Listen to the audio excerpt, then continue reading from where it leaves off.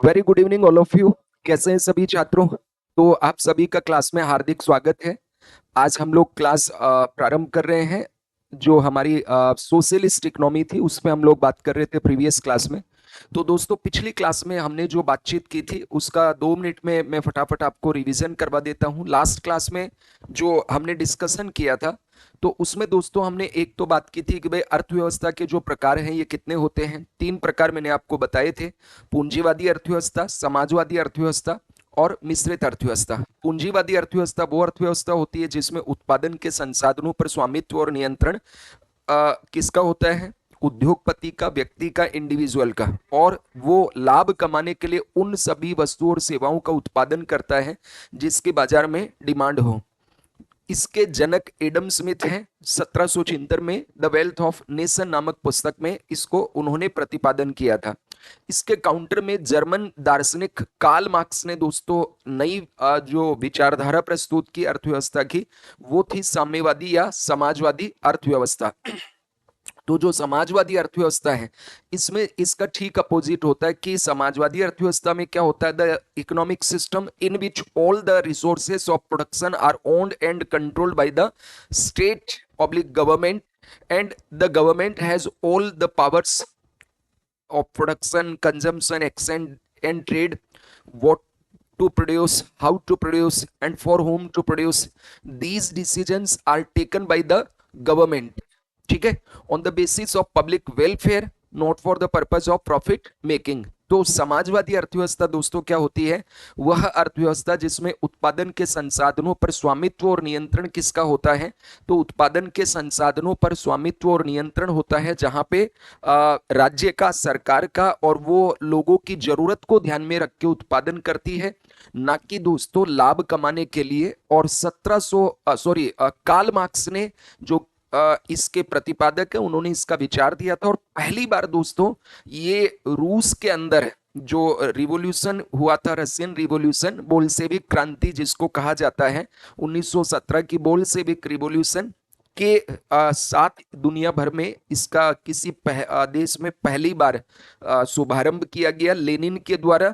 और लेनिन की मृत्यु के बाद में स्टालिन चूंकि रूस के अंदर डिक्टेटर शासक बना, तो उन्होंने इसको बहुत शानदार तरीके से चलाया। हालांकि मैंने आपको बताया था कि रूस के विघटन के बाद ये जो समाजवादी अर्थव्यवस्था है ये वहां पे पूरी तरह से नहीं रही। चाइना है, उसमें भी 70 के दशक के बाद में अर्थव्यवस्था के मामले में समाजवादी अर्थव्यवस्था का एंड कर दिया गया, पूंजीवादी अर्थव्यवस्था की ओर धीरे धीरे वो चल रहे हैं। ठीक है, तो यहां तक मैंने आपसे बात कर ली थी। आज दोस्तों हम क्लास में बात करेंगे कि ये जो समाजवादी अर्थव्यवस्था है इसकी विशेषताएं क्या होती है। ठीक है, तो आप फटाफट अपना पेन और नोटबुक में लिखिए, फिर हम लोग एक एक की बात करेंगे। तो आज दोस्तों हमारा टॉपिक शुरू होगा समाजवादी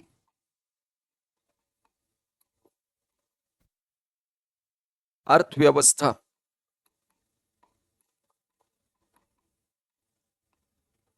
की विशेषताएं। समाजवादी अर्थव्यवस्था की विशेषताएं। समाजवादी अर्थव्यवस्था की विशेषताएं, characteristics of the socialist economy. ठीक है, तो हेडिंग दीजिए समाजवादी अर्थव्यवस्था की विशेषताएं।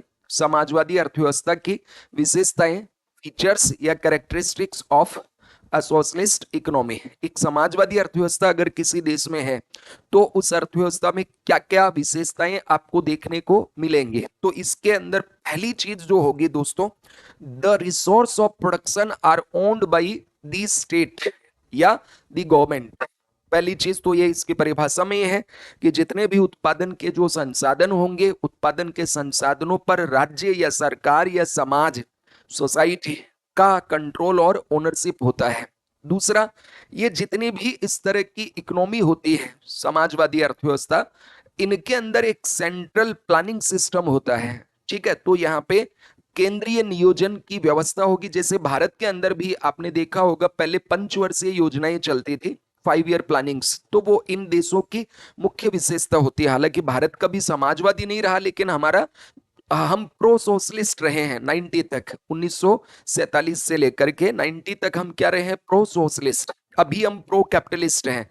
तो समाजवादी अर्थव्यवस्था की पहली विशेषता याद कर लेना कि जितने भी उत्पादन के संसाधन है, फैक्टर ऑफ प्रोडक्शन है, उनके ऊपर मालिकाना हक, स्वामित्व किसका रहेगा? राज्य का।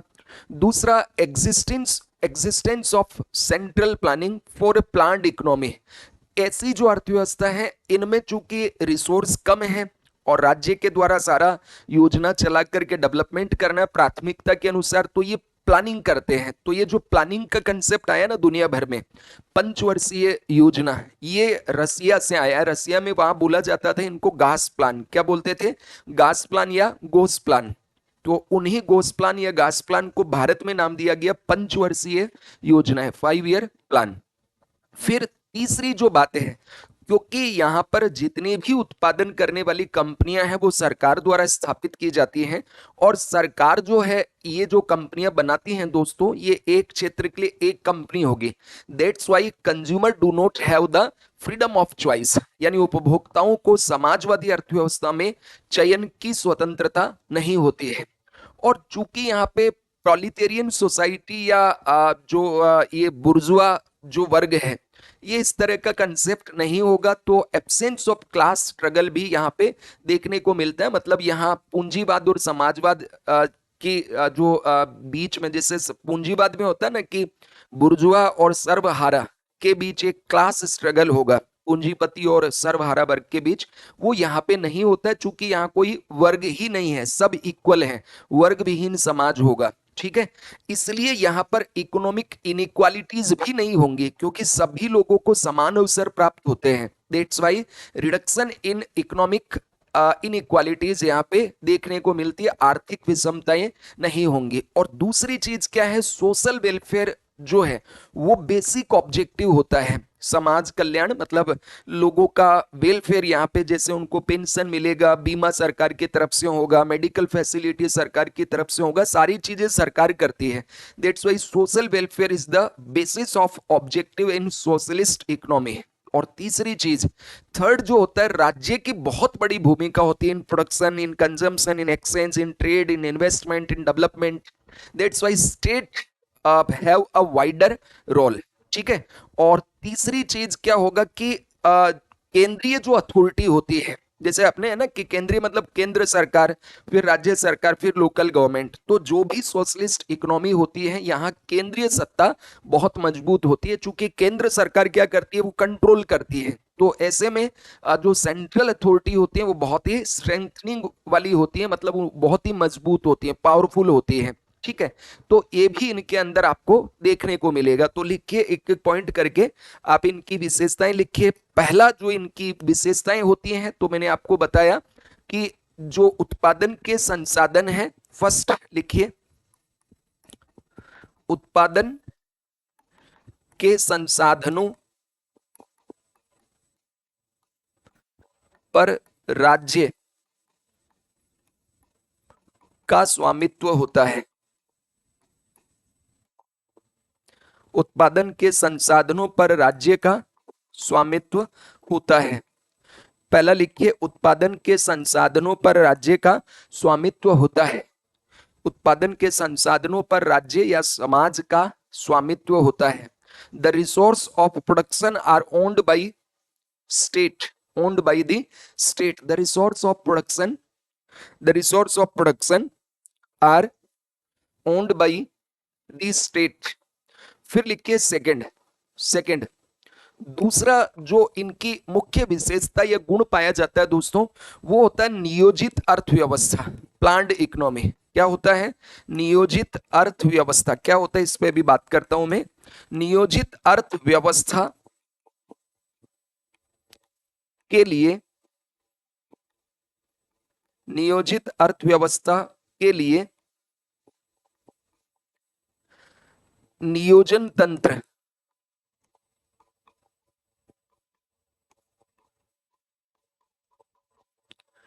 नियोजित अर्थव्यवस्था के लिए नियोजित तंत्र की विद्यमानता,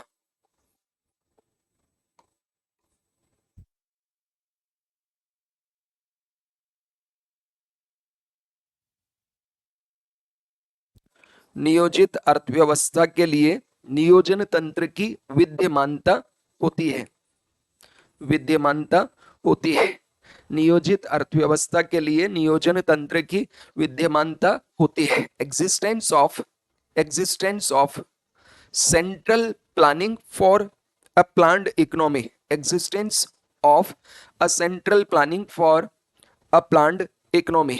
नियोजित अर्थव्यवस्था के लिए, नियोजित अर्थव्यवस्था के लिए केंद्रीय, यहां पे एक टर्म और डाल सकते हैं तो और बेहतर हो जाएगा, केंद्रीय नियोजन तंत्र, केंद्रीय नियोजन तंत्र की विद्यमानता। अब देखो नियोजन क्या होता है दोस्तों, प्लानिंग क्या होती है। तो मैंने आपसे बात की थी कि होता यह है कि हर इकोनॉमी में रिसोर्स जो होते हैं वो होते हैं कम, और हमारे जो गोल्स हैं वो गोल्स होते हैं ज्यादा। रिसोर्स कम, गोल्स ज्यादा, संसाधन कम, लक्ष्य ज्यादा। तो ऐसे में हमें क्या करना पड़ेगा, निर्णय लेना पड़ेगा कि भाई क्या उत्पादन करना है, कैसे उत्पादन करना है, किसके लिए उत्पादन करना है। अब हमने निर्णय लिया कि भाई हमें रोटी कपड़ा मकान का उत्पादन करना है, श्रम से उत्पादन करना है, गरीब लोगों के लिए उत्पादन करना है, या हमें डिफेंस गुड्स का उत्पादन करना है, मशीनों से उत्पादन करना है, और मिलिट्री फोर्स के लिए इनका उत्पादन करना या एक्सपोर्ट करने के लिए उत्पादन करना है। तो यहां पर क्या होगा, इन सब के लिए स्कीम्स बनाई जाएंगे। क्या बनाई जाएंगी, योजनाएं। और इन योजनाओं को बनाने के लिए दोस्तों क्या होगा, इन योजनाओं को बनाने के लिए यहां पे होगा एक central planning commission. Central planning commission, जैसे भारत के अंदर पहले हुआ करता था केंद्रीय योजना आयोग, सेंट्रल प्लानिंग कमीशन। ठीक है, 15 मार्च 1950 को स्थापना हुई थी। बाद में 2014 में जो मोदी सरकार आई तो उन्होंने योजना आयोग को समाप्त करके नीति आयोग का स्थापना किया। ठीक है, तो जितनी भी सोशलिस्ट इकोनॉमी होती है, इन समाजवादी अर्थव्यवस्थाओं में क्या होता है कि सरकार के द्वारा सारे काम करने तो पहले ये क्या करती है कि नियोजन करने के लिए एक सेंट्रल स्तर पे मैकेनिज्म बना लेती है कि भाई तुम पूरे देश के लिए योजनाएं बनाओगे और योजनाओं को फिर राज्यों में लागू किया जाएगा। जितनी भी जो योजनाएं बनेंगी, इन योजनाओं को फिर क्या करना है, जैसे इस तरीके से एक केंद्रीय नियोजन तंत्र होगा, सेंट्रल प्लानिंग सिस्टम, ये क्या करेगा, पूरे देश के लिए स्कीम्स बनाएगा। ठीक है, तो इसलिए ये इनकी मुख्य विशेषता होती है कि इनके अंदर एक केंद्रीय नियोजन तंत्र होगा जो पूरे देश के लिए योजनाएं बनाएगा और ये योजनाएं फिर वो लागू करता है। क्लियर हुआ सभी के इस तरह से। तो ध्यान में रखना है कि जितने भी देश होते हैं इनमें रिसोर्स कम होते हैं, इनके गोल्स बहुत ज्यादा होते हैं। ऐसे में सरकार जो निर्णय लेती है क्या उत्पादन करना है, कैसे उत्पादन करना है, किसके लिए उत्पादन करना है, इन सब के लिए वो योजना बना करके और काम करती है, देश का डेवलपमेंट करेगी। इसलिए यहां पर सेंट्रल प्लानिंग सिस्टम होता है, मैकेनिज्म होता है फॉर प्लान्ड इकोनॉमी। फिर तीसरी विशेषताएं दोस्तों इनके लिए लिखे थर्ड। तो जो तीसरी विशेषताएं इन देशों की होती है वो क्या होती है कि यहाँ पे जितनी भी चीजें बनाई जाएंगी ना, वो सारी चीजें दोस्तों बनाई जाएगी सरकार के द्वारा। सरकार कंपनी खोलती है, सरकारी कंपनी, एक हॉस्पिटल वाली, एक स्कूल वाली, एक परिवहन वाली, ठीक है, एक माइनिंग वाली हो गई। हर चीज के लिए एक सरकारी कंपनी है। तो वही सबके लिए साबुन बनाएगी एक कंपनी, कपड़ा बनाएगी एक कंपनी, परिवहन देगी एक कंपनी, भोजन का कोई प्रोडक्ट बेचेगी। तो विकल्प कम होंगे। That's why consumer do not have the freedom of choice. जबकि पूंजीवाद के अंदर क्या है, एक प्रोडक्ट के लिए 50 कंपनीज हैं, तो 50 प्रोडक्ट होंगे अलग अलग, जिसका क्वालिटी बेहतर होगा उसकी हम परचेज कर लेंगे। तो यहां पर क्या होता है, जो भी इस तरह की सोशलिस्ट इकोनॉमी होती है, यहां कंज्यूमर्स के पास चयन की स्वतंत्रता नहीं होती है, जो सरकार का है वही आपको खरीदना होगा। तो चौथा लिख के consumer, third point, consumer do not have the freedom of choice. Consumer do not have the freedom of choice. Consumer do not have the freedom of choice. उपभोक्ताओं के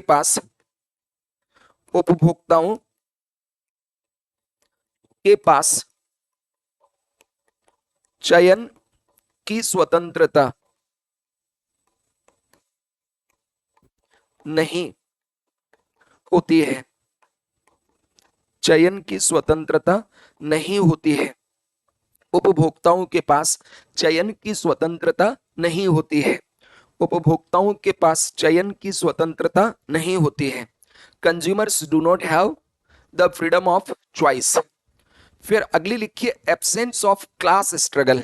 absence of class struggle. Absence of class struggle. अब देखो class कहां होती है? Capitalist economy.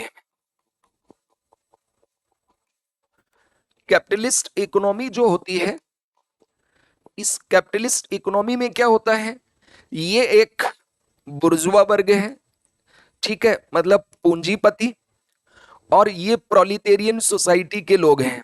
ये कौन है? बाकी प्रोलिटेरियन सोसाइटी के लोग हैं। सर्वहारा, ठीक है, और ये हो गया बुर्जुआ।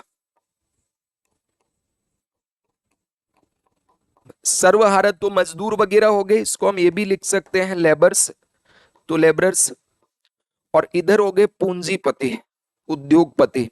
तो ये पूंजीपति जो होते हैं, ये क्या चाहते हैं? ये प्रॉफिट चाहते हैं और ये ज्यादा आय चाहते हैं। इनको इनका है कि भाई हमारी आय ज्यादा होनी चाहिए और ये प्रॉफिट ज्यादा चाहते हैं। फिर जब ये कंज्यूमर होते हैं तो ये चाहते हैं कीमत जो है, प्राइस जो है वो लो होना चाहिए। प्राइस क्या होना चाहिए? लो होना चाहिए। और इनकी इनकम जो है वो ये चाहते हैं ज्यादा होनी चाहिए।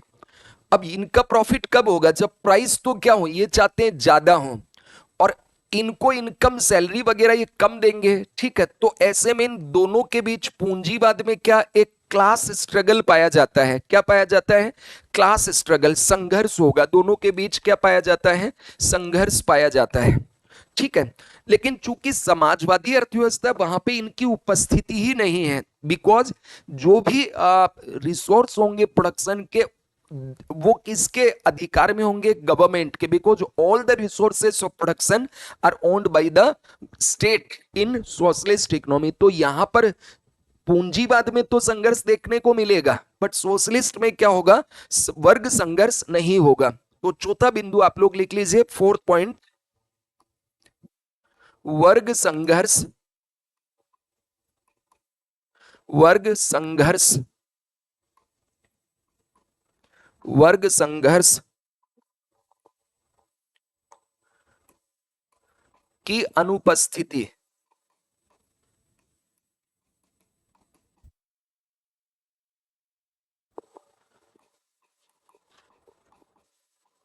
ठीक है। अब मैंने आपको क्या समझाया कि भाई कैपिटलिस्ट होती है, यहां तो वर्ग संघर्ष पाया जाता है। क्यों? क्योंकि यहाँ पे वर्ग होते हैं। एक वर्ग होगा पूंजीपति या बुर्जुआ का, और दूसरा होगा प्रोलिटेरियन या सर्वहारा या मजदूरों का। तो प्रोलिटेरियन सोसाइटी चाहती है कि हम काम करें, उसके बदले ज्यादा आय मिले, और ये जो भी गुड्स एंड सर्विसेज बेचते हैं इनकी कंपनी, वो हमें कम प्राइस पे मिले। और ये चाहता है कि हमें ज्यादा से ज्यादा क्या हो? प्रॉफिट हो। तो ये प्राइस ज्यादा रखेगा।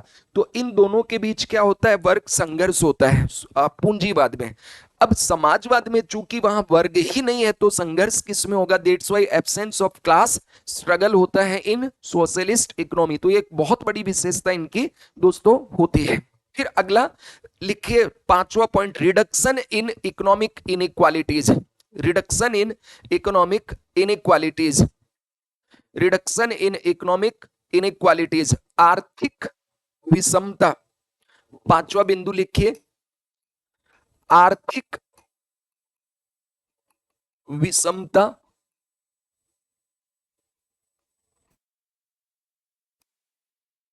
में कमी। Reduction in economic inequalities. Reduction in economic inequalities, ठीक है।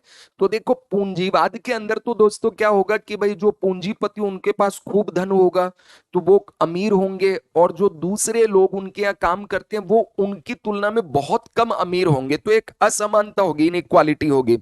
लेकिन समाजवाद में क्या? इक्वल डिस्ट्रीब्यूशन ऑफ रिसोर्स होता है। तो यहां पर इनइक्वालिटीज क्या होंगी? कम होंगी, ठीक है। हालांकि ऐसा नहीं है कि समाजवाद में बिल्कुल ही इनइक्वालिटी नहीं होती, यहां भी इनइक्वालिटी पाई जाती है, बट बहुत कम होंगे। फिर पूंजीवाद की एक विशेषता होती है प्रॉफिट मैक्सिमाइजेशन। क्या करना, लाभ को अधिकतम करना। बट सोशलिस्ट जो इकोनॉमी होती है दोस्तों, इसकी विशेषता होती है सोशल वेलफेयर। यहां बेसिक ऑब्जेक्टिव क्या है, सोशल वेलफेयर। तो अगला छठवां बिंदु लिखिए, social welfare is the basic basic objective. Social welfare is the basic objective. Social welfare is the basic objective. सामाजिक कल्याण मूल उद्देश्य होना। सामाजिक कल्याण मूल उद्देश्य होना। सामाजिक कल्याण मूल उद्देश्य होना। सामाजिक कल्याण मूल उद्देश्य होना। Social welfare is the basic objective. Social welfare is the basic objective. ठीक। फिर आपने देखा कि जितने भी उत्पादन के संसाधन हैं वो सब राज्य के द्वारा ओन्ड होते हैं। तो उत्पादन कौन करेगा, राज्य। निवेश कौन करेगा, राज्य करेगा। योजना कौन बनाएगा, राज्य बनाएगा। विकास कौन करेगा, राज्य करेगा। That's why state have a wider role in economic activities. तो अगला पॉइंट लिखिए, आर्थिक गतिविधियों में राज्य की व्यापक भूमिका। State have wide role in economic activities. आर्थिक गतिविधियों में, आर्थिक गतिविधियों में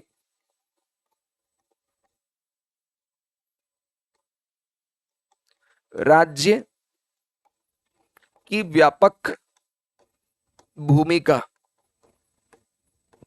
wide role of state in economic activities.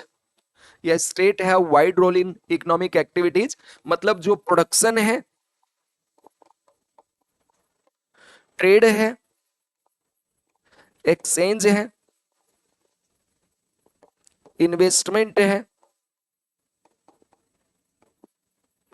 इन सब में सरकार का रोल सबसे ज्यादा देखने को मिलेगा। क्योंकि यहाँ सारा इकोनॉमिक एक्टिविटी सरकार ही करता है, इसलिए यहाँ पे ऐसा ज्यादा देखने को मिलता है। और यहाँ की जो केंद्र सरकार होती है, सेंट्रल गवर्नमेंट होती है, वो बहुत शक्तिशाली होती है। तो अगला लिखिए, केंद्रीय सत्ता मजबूत होना।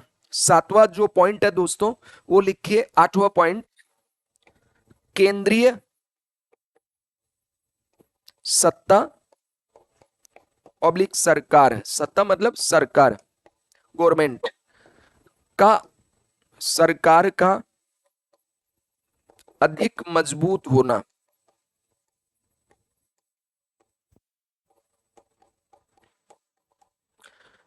केंद्रीय सत्ता का अधिक मजबूत होना। स्ट्रेंथनिंग ऑफ सेंट्रल अथॉरिटी या central authority are much powerful या मोर पावरफुल। ठीक है। तो दोस्तों ये आपकी होती है समाजवादी अर्थव्यवस्था की मुख्य विशेषताएं। तो क्या क्या हमने इसमें देखा, फर्स्ट हमने देखा the resource of production are owned by the state. जितने भी उत्पादन के संसाधन हैं वो राज्य द्वारा यानी समाज द्वारा या सरकार द्वारा स्वामित्व में होते हैं, कंट्रोल्ड होते हैं। और यहाँ पर आर्थिक नियोजन करने के लिए एक केंद्रीय नियोजन तंत्र होता है। कंज्यूमर के पास चयन की स्वतंत्रता नहीं होती है, फ्रीडम ऑफ चॉइस एब्सेंस होता है या कम होता है। और फिर दूसरा दोस्तों, वर्ग संघर्ष नहीं होता, बिकॉज यहाँ वर्ग ही नहीं पाए जाते हैं, यहाँ पे सब समान है। यहाँ पूंजीपति और सर्वहारा जैसी कंसेप्ट नहीं होती है, that's why absence of class struggle होता है। उसके बाद दोस्तों ये जो समाजवादी अर्थव्यवस्थाएं होती हैं, तो इन समाजवादी अर्थव्यवस्थाओं में क्या होता है, इकोनॉमिक इनइक्वालिटीज नहीं होती है या कम होती है। ठीक है। और सोशल वेलफेयर जो होता है ये मेन ऑब्जेक्टिव होता है। तो सरकार सोशल वेलफेयर पे बहुत बल देती है। और स्टेट का जो रोल है वो भी बहुत ज्यादा होता है, क्योंकि जितनी भी आर्थिक गतिविधियां होती है, चाहे उत्पादन हो, चाहे उपभोग हो, चाहे लेन देन हो, चाहे निवेश हो, चाहे विकास करना हो, योजना बनाना हो, कुछ भी काम करना है, तो सारे काम कौन करेगा, यहाँ पे राज्य करता है। इसलिए राज्य की व्यापक भूमिका होती है। और जो केंद्रीय अथॉरिटी होती है ना, जैसे केंद्रीय अथॉरिटी का मतलब अपने देश के अंदर है ना, देखो ये सेंट्रल गवर्नमेंट है, फिर राज्यों में स्टेट गवर्नमेंट होता है, और फिर हमारी लोकल बॉडीज होती है। तो यहां पर क्या होता है, सोशलिस्ट इकोनॉमीज के अंदर ये पाया जाता है कि जो सेंट्रल गवर्नमेंट है ये पावरफुल होती है और स्टेट गवर्नमेंट्स जो होती है ये बहुत ही वीक होती है, और लोकल बॉडीज जो होती हैं ये तो बहुत ही वीक होंगी। और फिर सेंट्रल गवर्नमेंट कुछ सेंट्रल जो इकोनॉमिक प्लानिंग बनाने वाली जो अथॉरिटी बनाती है, केंद्रीय योजना आयोग जो होते हैं वहां पे, वो बहुत शक्तिशाली होते हैं। इनके द्वारा बनाई हुई योजना ही सभी राज्यों में और सभी लोकल बॉडीज के द्वारा इसको लागू किया जाता है। तो इस तरीके से ये समाजवादी अर्थव्यवस्था की मुख्य विशेषताएं हैं, आपको याद होनी चाहिए, एक एक पॉइंट आपको दिमाग में बैठ जाना चाहिए। अब अगला लिखिए, समाजवादी अर्थव्यवस्था के गुण एवं दोष। समाजवादी अर्थव्यवस्था के गुण एवं दोष। तो मेरिट आप इस तरह से हेडिंग दे दीजिए, समाजवादी अर्थव्यवस्था के गुण एवं दोष। समाजवादी अर्थव्यवस्था के गुण एवं दोष। तो एक तरफ हम बना लेंगे इधर मेरिट्स ऑफ सोशलिस्ट इकोनॉमी, और इधर बना लेंगे demerits of socialist economy. Samajwadi अर्थव्यवस्थाओं की मेरिट्स यानी गुण और दोष। ठीक है, तो जैसे हमने पूंजीवाद में पढ़ा था ठीक उसी तरह से यहाँ एक तरफ हम गुण पढ़ेंगे और दूसरी तरफ दोस्तों इनके क्या क्या डीमेरिट्स होती हैं उनके बारे में हम बातचीत करेंगे। तो पॉइंट एक एक लिखते जाएंगे और समझते जाएंगे। देखो, सबसे जो बड़ा इसका गुण होता है वो है अवसरों की समानता। सबसे बड़ी जो गुण होता है समाजवादी अर्थव्यवस्था की वो क्या होता है, there is equality of opportunity. क्योंकि यहां पे क्या होता है, सारी कंपनी सरकार द्वारा चलाई जाती हैं, तो सरकारी कंपनी में क्या होता है, जिसमें योग्यता है वो वहां काम करेगा। राज्य धर्म मूल वंश जाति लिंग जन्म स्थान आदि के आधार पे भेदभाव नहीं करेगा, क्योंकि यहाँ ना धर्म की बात होती है ना यहाँ पे जो है एक तरह से इक्वालिटी पर बल दिया जाता है। तो सारे लोगों को ओपन होता है कि भैया यहाँ मेरिट बेस के ऊपर होगा, तो जो सरकारी नौकरी आती है जो योग्य होगा वो उसमें चुना जाएगा। लेकिन इसका एक अवगुण भी होता है, नेपोटिज्म बहुत पाया जाता है। भाई भतीजावाद, एक पहुंच गया तो दूसरे को अपने आप ही वहां पे सेट करवा दे। होता ना सरकारी कंपनियों में, पहले अपने यहां भी होता था कि एक भर्ती हो गया तो चेक चेक लगा के अपने छोटे भाई को, नातेदार रिश्तेदार को। तो नेपोटिज्म ब्यूरोक्रेसी में बहुत पाई जाती है, नौकरशाही और भाई भतीजावाद यहां देखने को मिलता है। तो पहला इसमें लिखिए मेरिट में, पहला जो इसका गुण है दोस्तों वो लिखिए अवसरों में समानता। पहला जो आपको गुण लिखना है इसका वो है अवसरों की समानता। अवसरों में समानता होती है। पहला लिखिए अवसरों में समानता होती है या अवसरों की समानता होती है। ठीक है, अवसरों की समानता होती है। There is equality of opportunities. अवसरों की समानता होती है, अवसरों की समानता होती है। There is equality, there is equality of opportunity.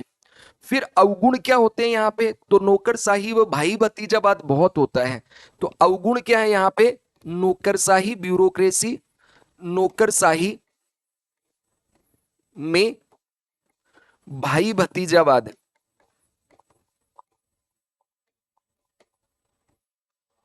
होता है।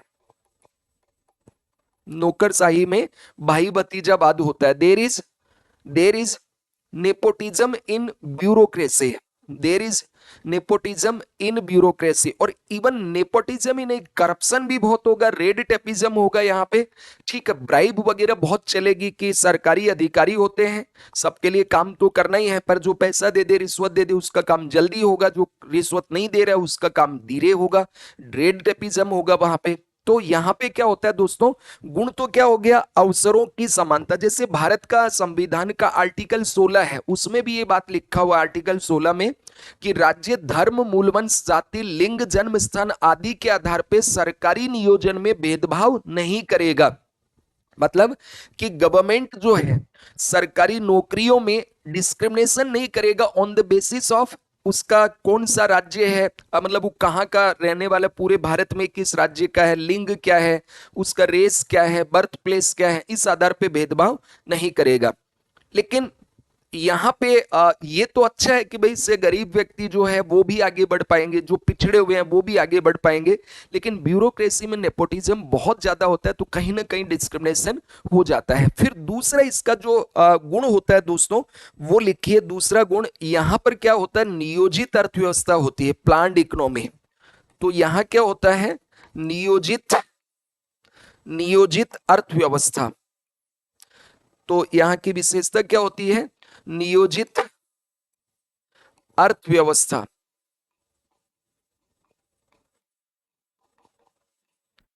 प्लान्ड इकोनॉमी, नियोजित अर्थव्यवस्था, प्लान्ड इकोनॉमी। अब नियोजित अर्थव्यवस्था मतलब, नियोजन का मतलब क्या होता है कि किसी भी देश में आर्थिक संसाधन कम होते हैं और गोल उसके ज्यादा होते हैं, तो उपलब्ध संसाधनों से अधिकतम लक्ष्यों को पूरा करने के लिए जो स्ट्रेटजी अपनाई जाती है, रणनीति अपनाई जाती है, प्लानिंग कहलाती है। ठीक है, जैसे भारत के पास जितना पैसा है सरकार के पास, उन उपलब्ध पैसों को हम नियोजन करके योजनाएं चलाते हैं, ताकि हर व्यक्ति तक, गरीब व्यक्ति तक भी, अमीर व्यक्ति तक भी, सब तक उसका फायदा पहुंचाया जा सके। तो हम क्या करते हैं, उसके लिए नियोजन करते हैं कि उपलब्ध संसाधनों से अधिकतम लक्ष्यों को प्राप्त करने की जो स्ट्रेटेजी होती है, रणनीति होती है, वह ही प्लानिंग होती है। तो यहां पर क्या होता है, प्लान्ड इकोनॉमी होता है। मतलब पहले जैसे भारत के अंदर पंचवर्षीय योजनाएं होती कि 5 साल में सरकार क्या करेगी, कृषि के लिए क्या, उद्योग के लिए क्या, सर्विस के लिए क्या, इस तरह से ये सब चलता था। तो प्लान्ड इकोनॉमी यहाँ पे देखने को मिलता है। फिर इसका एक गुण अवगुण क्या है, दैट इज रेड टेपिज्म। क्या होता है, रेड टेपिज्म। तो क्या होता है, रेड टेपिज्म। रेड टेपिज्म इसको बोलते हैं लाल फीता शाही। क्या बोलते हैं इसको, लाल फीता शाही, लाल फीता शाही, रेड टेपिज्म। यहां पे क्या पाया जाता है, तो यहां पाया जाता है लाल फीता शाही। अब लाल फीता शाही क्या है, तो दोस्तों देखो, इसको मजाक में समझा रहा हूं, लेकिन एक्चुअल कंसेप्ट आपको क्लियर हो जाएगा। आपने कोबरा की फाइल देखी होगी, पहले इस तरह की फाइल होती थी ना, तो इसको अगर बंद करेंगे तो ऐसे हो जाएगी, इस तरह से। ठीक है, एक कोबरा साइज फाइल होती थी पहले, इनमें गवर्नमेंट के सारे डॉक्यूमेंट्स आते थे। ये तो ओपन हो गया दोनों तरफ बीच में डॉक्यूमेंट, और ये मैंने इसको बंद कर दिया इस तरह से। अब मान लो कोई व्यक्ति सरकारी ऑफिस में जाए कि सर मुझे 1,000 करोड़ रुपया निवेश करना है, कलेक्टर के पास जाए कोई व्यक्ति, कोई निवेशक, भारत की बात कर लेते हैं तो समझ आ जाएगा। अब वहां पे जाकर के वो कहे कि सर मैं यहाँ पे केमिकल फैक्ट्री लगाऊंगा, 1,000 करोड़ निवेश करूंगा, 1,000 लोगों को रोजगार मिलेगा, खूब सारा डेवलपमेंट होगा और कई तरह की चीजों का समाधान हो जाएगा, आप मुझे एनओसी दे दीजिए। तो कलेक्टर साहब उसको कहेंगे, अरे बधाई हो, आइए बैठिए, कुर्सी पे बैठो, स्वागत है आपका, काजू कतली ऑफर करेंगे, चाय पिलाएंगे, सब आराम से बढ़िया। तो निवेशक खुश हुआ, जैसे मुगेम्बो खुश होता है वैसे निवेशक खुश हुआ कि वाह यार बढ़िया है, ऐसा अधिकारी तो सबको मिले, आते ही स्वागत कर रहा है तो काम भी बढ़िया करेगा।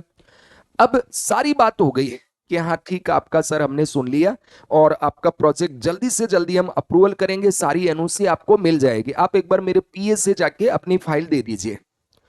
अब पीए के पास वो गए अपनी फाइल लेके कि कलेक्टर साहब तो बहुत खुश थे, बढ़िया, उन्होंने कहा आपका स्वागत है, रेड कारपेट ऐसे वेलकम देने की बात कही मुझे, तो ये मेरी फाइल है, इसको आप एनओसी दिलवा दीजिए। अब वो कहेंगे बैठो बैठो सर, काजू कतली खाइए ना, कैसी थी, बढ़िया थी। अच्छा अब आप कितना निवेश कर रहे हैं, 1,000 करोड़। कलेक्टर साहब ने भेजा, देखो ये चिट लिख के 10%, कि जितना निवेश करो उसका 10% कलेक्टर साहब लेंगे। उसकी तो आंखें वहीं खुली की खुली रहेगी, धरती फट गई जैसे उसके सामने कि यार यहाँ तो करप्शन हो रहा है। तो उसने क्या कहा कि सर आपको तुरंत एनओसी मिलेगी, लेकिन जितना निवेश कर रहे हो ना उसमें उनका कितना होगा, 10%। तो आपको अभी अप्रूवल मिल जाएगा, अदरवाइज क्या होगा कि देखो ये आप फाइल देख रहे हो ना, बहुत सारी सैकड़ों फाइल पड़ी है, अभी इनका ही नंबर नहीं आया, तो इनका नंबर आएगा 7-8 महीने में, साइन करेंगे तब कलेक्टर साहब, अभी टाइम नहीं उनके पास।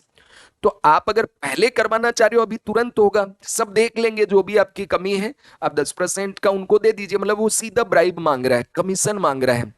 और नहीं तो फिर कहेगा कि सर 6 महीने 7 महीने तो इनका आएगा, 8-2 महीने में आपकी फाइल पे साइन हो जाएंगे और धूल चाटती रहेगी।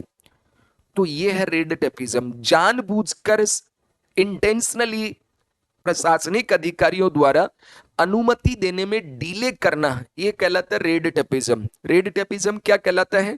जानबूझकर सरकारी अधिकारियों द्वारा जो डिले किया जाता है, लेट लतीफी की जाती है साइन करने में, अनुमति देने में, एनओसी देने में, उसको कहा जाता है रेड टेपिज्म। अब ये रेड टेपिज्म पड़ा क्यों इसका नाम? तो एक्चुअल में पहले जो सरकारी फाइलें होती थी, तो इन सरकारी फाइलों पर क्या होता था, ऐसे लाल रिबन से इसको बांधा जाता था पीछे। जैसे मान लो ये हो गया, ये तो खैर और थोड़ा मैपिंग देखो इस तरह से, जैसे ये मान लो तुम्हारी फाइल है,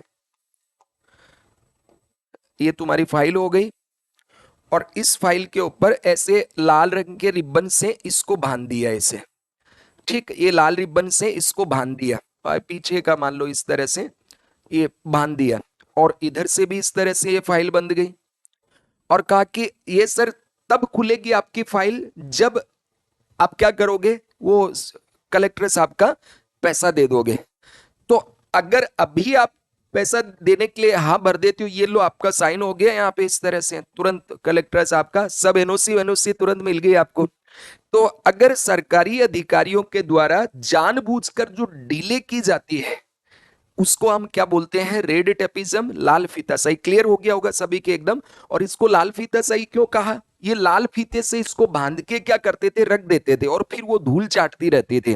दैट्स वाई ये रेड टेपिज्म बहुत पाया जाता है, जितने भी सरकारी ऑफिसर होते हैं वो ऐसा करते हैं, ठीक है।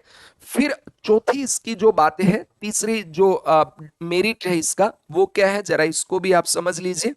तो अगला है कि धन व आय का समान वितरण होता है, यहाँ पे equal distribution of wealth and income. धन और आय का क्या होगा, यहाँ समान वितरण होगा। तो तीसरी बात लिखिए यहाँ पे, थर्ड पॉइंट, धन एवं आय का समान वितरण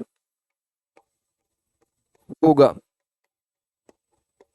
धन एवं आय का समान वितरण होगा, equal distribution of wealth and income. धन एवं आय का समान वितरण होगा, equal distribution of wealth and income. कैसे भाई? तो यहां क्या होता है, लोगों को उनकी योग्यता के अनुसार काम मिलेगा समाजवादी अर्थव्यवस्था में, और योग्यता के अनुसार भुगतान मिलेगा। अब देखो यहाँ पे साम्यवादी और समाजवादी शब्द में थोड़ा सा जो अंतर है वो समझो। साम्यवादी अर्थव्यवस्था में क्या होता है कि व्यक्ति को उसकी योग्यता के अनुसार काम मिलेगा और वेतन मिलेगा जरूरत के अनुसार।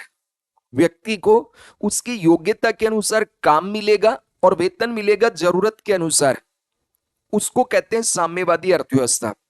कि अगर मान लीजिए कोई व्यक्ति इंजीनियर है, तो उस इंजीनियर के शादी हो गई, एक ही बच्चा है, तो उसकी सैलरी कम है। और यदि कोई मजदूर है, उसकी शादी हो गई, उसके परिवार में 5 लोग हैं, तो मजदूर को ज्यादा पैसा मिलेगा, जरूरत ज्यादा है उसकी, और इंजीनियर की कम है तो इसको कम मिलेगा। ये तो है साम्यवादी। और समाजवादी क्या होगा कि योग्यता के अनुसार काम मिलेगा और योग्यता के अनुसार भुगतान मिलेगा। तो इसलिए क्या है कि जो जितना ज्यादा योग्य होगा उसकी आय उतनी ज्यादा होगी, धन भी उसके पास ज्यादा होगा। तो चूंकि यहाँ पे अवसरों की भी समानता होती है, तो अवसरों की समानता होती है, तो फिर तुम्हें आय और धन है इसका समान वितरण होगा, चूंकि सबके लिए अवसर इक्वल होते हैं, ठीक है। अब दूसरा क्या होता है कि साम्यवादी अर्थव्यवस्था होती है, उसमें जैसे खूनी क्रांति, वर्ग संघर्ष, ये आंदोलन, इस तरह की चीजें ज्यादा होती है। खूनी क्रांति करके इक्वालिटी लाना कि जो भी अमीर हो उसकी संपत्ति छीन लो, इस तरह से। वहां धार्मिक स्वतंत्रता नहीं होती है, जबकि समाजवाद थोड़ा लिबरल होता है, यहाँ पे धार्मिक स्वतंत्रता भी होती है। राज्य जो है वो एक तरह से सेकुलर स्टेट होता है। और दूसरी यहाँ पे डेमोक्रेसी पाई जाती है, मतलब खूनी क्रांति टाइप का कंसेप्ट नहीं होता है। तो आज साम्यवाद तो कहीं भी नहीं है एक तरह से, ठीक है। समाजवाद बहुत से देशों में अभी भी देखने को मिलता है। तो समाजवादी अर्थव्यवस्था में धन एवं आय का समान वितरण होगा। लेकिन यहां पर एक जो सबसे बड़ी दिक्कत आती है वो है निजी संपत्ति का अधिकार नहीं होता है, और साथ ही साथ व्यक्तिगत जो स्वतंत्रता है आर्थिक दृष्टिकोण से, वो भी दोस्तों यहाँ पे कम होती है या नहीं होती है, ठीक है। तो ये यहाँ पे है तीसरी इसकी जो अवगुण है वो लिख लीजिए। तो व्यक्तिगत आय की स्वतंत्रता नहीं होती है। व्यक्तिगत आय की स्वतंत्रता नहीं होती है। No right to private property, no right to private property, no right to private property, व्यक्तिगत आय की स्वतंत्रता नहीं होती है। और जब व्यक्तिगत आय की स्वतंत्रता नहीं होगी तो इससे फिर अगली जो प्रॉब्लम आती है वो क्या होगी भाई? जब तुम्हें धन का आजादी नहीं है कि तुम धन कमा सकते हो, कार खरीद सकते हो, मकान बना सकते हो, ऐसा कोई अधिकार नहीं है, तो क्या तुम में प्रेरणा होगी क्या? लिक ऑफ इंडिविजुअल मोटिवेशन होगा। भाई व्यक्ति क्यों काम करता है कि यार पैसा मिलेगा, और पैसा मिलेगा तो फिर उस पैसों से क्या होगा दोस्तों? वो कुछ कार खरीदेगा, बच्चों को बढ़िया जगह पढ़ाएगा। वो एक गाना ना, पैसा पैसा करती है तू, पैसे पे क्यों मरती है? तो क्योंकि इसमें तो पैसा मिलेगा तो इतना ही मिलेगा जितनी तुम्हारी जरूरत है, बाकी सारा संसाधन तो सरकार का है। तो यहां पर व्यक्तिगत प्रेरणा का अभाव होता है। तो इसी से ये अगली प्रॉब्लम क्या आती है? व्यक्तिगत प्रेरणा का अभाव होता है। क्यों भाई? तुम अगर मान लो तुम्हारे पास व्यक्तिगत आय की स्वतंत्रता होती तो 10 कार ले आते और सारी चीजें अपनी फैक्ट्री बनाते, अपना सब कुछ करते, तो ज्यादा तुम्हें मोटिवेशन मिलता। तो यहाँ तो ऐसा कुछ है नहीं, तो लेक ऑफ इंडिविजुअल मोटिवेशन होता है यहाँ पे। लेकिन सभी को रोजगार जरूर मिलता है। तो चौथी इसकी गुण जो है वो क्या है? सभी को रोजगार, सभी को रोजगार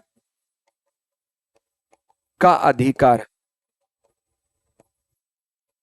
सभी को रोजगार का अधिकार, सभी को रोजगार का अधिकार, right to employment, right to employment for all, right to employment for all, सभी को व्यक्तिगत, सभी को, सभी को रोजगार का अधिकार, सभी को रोजगार का अधिकार। ठीक है। तो देखो पहली यहां मेरिट क्या है? अवसरों की समानता, नियोजित अर्थव्यवस्था होती है, धन और आय का समान वितरण होता है, सभी को रोजगार का अधिकार होता है। चैलेंज क्या क्या है? नौकरशाही में भाई भतीजावाद, रेड टेपिज्म पाई जाती है नौकरशाही में, और साथ ही साथ करप्शन, भ्रष्टाचार ये भी बहुत ज्यादा होता है इनमें।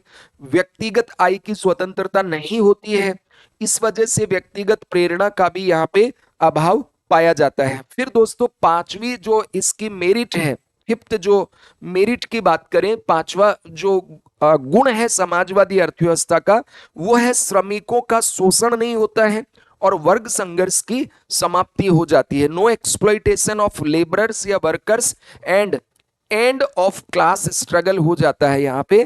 क्योंकि यहाँ पे जो प्रोलिटेरियन सोसाइटी है और जो बुर्जुआ वर्ग है उसके बीच किसी भी तरह का कोई कन्फ्लिक्ट नहीं होगा, क्योंकि पूंजीपति यहाँ पाए ही नहीं जाते हैं।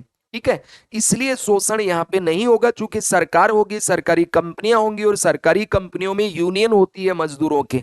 कुछ भी सरकार ने गड़बड़ किया तो शटडाउन, लोग हड़तालें ये सब हो जाती है, शटडाउन वगैरह। तो अगला लिखिए, श्रमिकों का शोषण नहीं, श्रमिकों का शोषण नहीं, श्रमिकों का शोषण नहीं होता है।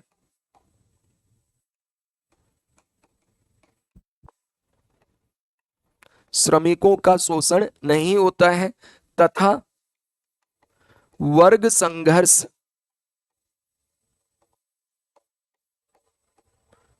की समाप्ति, वर्ग संघर्ष की समाप्ति। श्रमिकों का शोषण नहीं होता है, नो एक्सप्लॉइटेशन ऑफ लेबरर्स या workers, and end of class struggle, END end of class struggle, end of class struggle. फिर अगली जो इसकी अच्छी बात होती है दोस्तों, वो होती है आर्थिक रूप से स्थिरता पाई जाती है। क्या पाई जाती है? तो यहां पर आर्थिक रूप से स्थिरता होती है, आर्थिक रूप से स्थिरता स्टेबिलिटी पाई जाती है। देखो क्या है, मैंने आपको समझाया था ना कि भाई कैपिटलिस्ट इकोनॉमी जो होती है, इस कैपिटलिस्ट इकोनॉमी में होता है डिमांड के अकॉर्डिंग सप्लाई होता है। तो कभी क्या होता है, अचानक से डिमांड बढ़ गई, सप्लाई नहीं हुआ, तो वहां पे प्राइस बढ़ गई बहुत ज्यादा। कभी होता है कि भाई डिमांड बहुत कम है और सप्लाई बहुत ज्यादा है, ठीक है, तो वहां पे क्या होगा, फिर प्राइस बहुत कम होगी, तो यहाँ पे तो होगा मुद्रास्फीति, इन्फ्लेशन बढ़ेगा, और इधर क्या हो जाएगा, रिसेशन आएगा। लेकिन इधर ये प्रॉब्लम नहीं आती है सोशलिस्ट इकोनॉमी में। कैपिटलिस्ट इकोनॉमी में तो होता है कि डिमांड और सप्लाई में इम्बेलेंस के कारण कभी तो मुद्रास्फीति, इन्फ्लेशन बढ़ती है, या कभी क्या होगा वहां पे रिसेशन होगा। जबकि सोशलिस्ट इकोनॉमी में इस तरह की प्रॉब्लम नहीं होती है, चूंकि यहाँ उत्पादन डिमांड और सप्लाई के आधार पे नहीं होता है, बल्कि आवश्यकता के आधार पे होता है।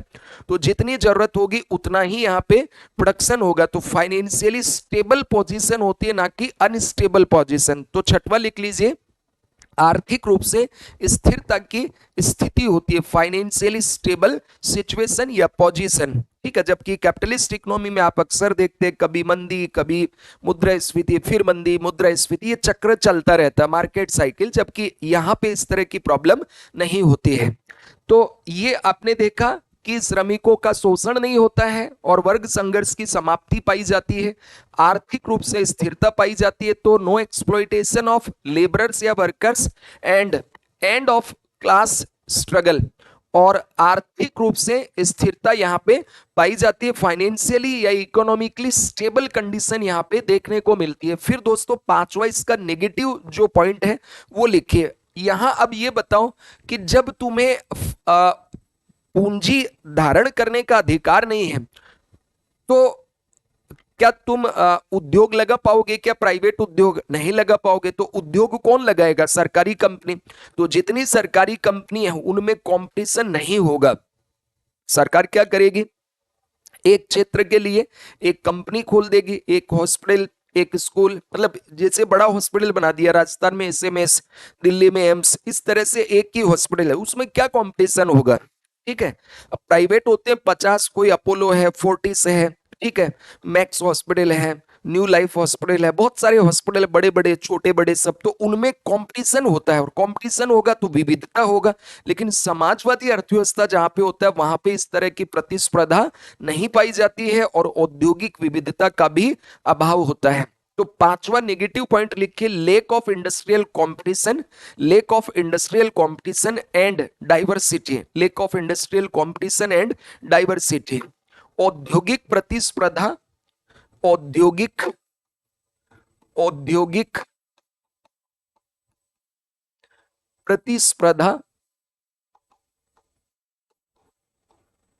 एवं विविधता, डाइवर्सिटी का अभाव।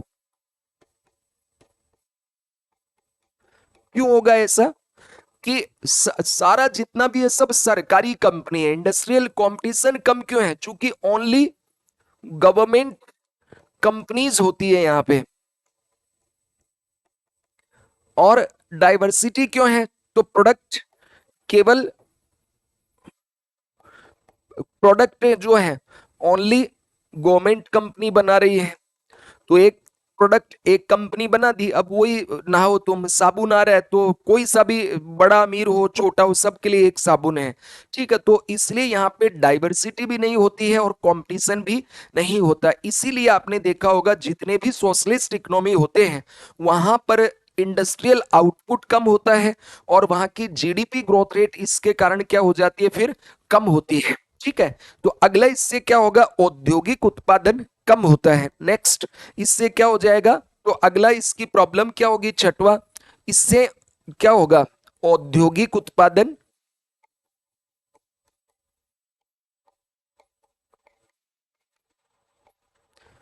कम होता है, और इसका रिजल्ट क्या आएगा, तो फिर जीडीपी ग्रोथ फास्ट होगी, ज्यादा होगी या कम होगी? तो जीडीपी ग्रोथ रेट स्लो होगी, कम होगी, धीमी, ठीक है, स्लो ग्रोथ इन जीडीपी। तो लिखिए औद्योगिक उत्पादन कम होता है, औद्योगिक उत्पादन कम होता है, decline in industrial production, decline in industrial production, decline in industrial production, thereby thereby slow down in GDP growth, thereby slow down in GDP growth। तो दोस्तों ये है समाजवादी अर्थव्यवस्था, इसकी विशेषताएं, इसके गुण तथा इसके अवगुण। अब अगर हम भारत की बात करें दोस्तों, तो भारत में देखिए क्या हुआ। तो भारत का अगर हम टाइमलाइन की बात करें, तो आजादी से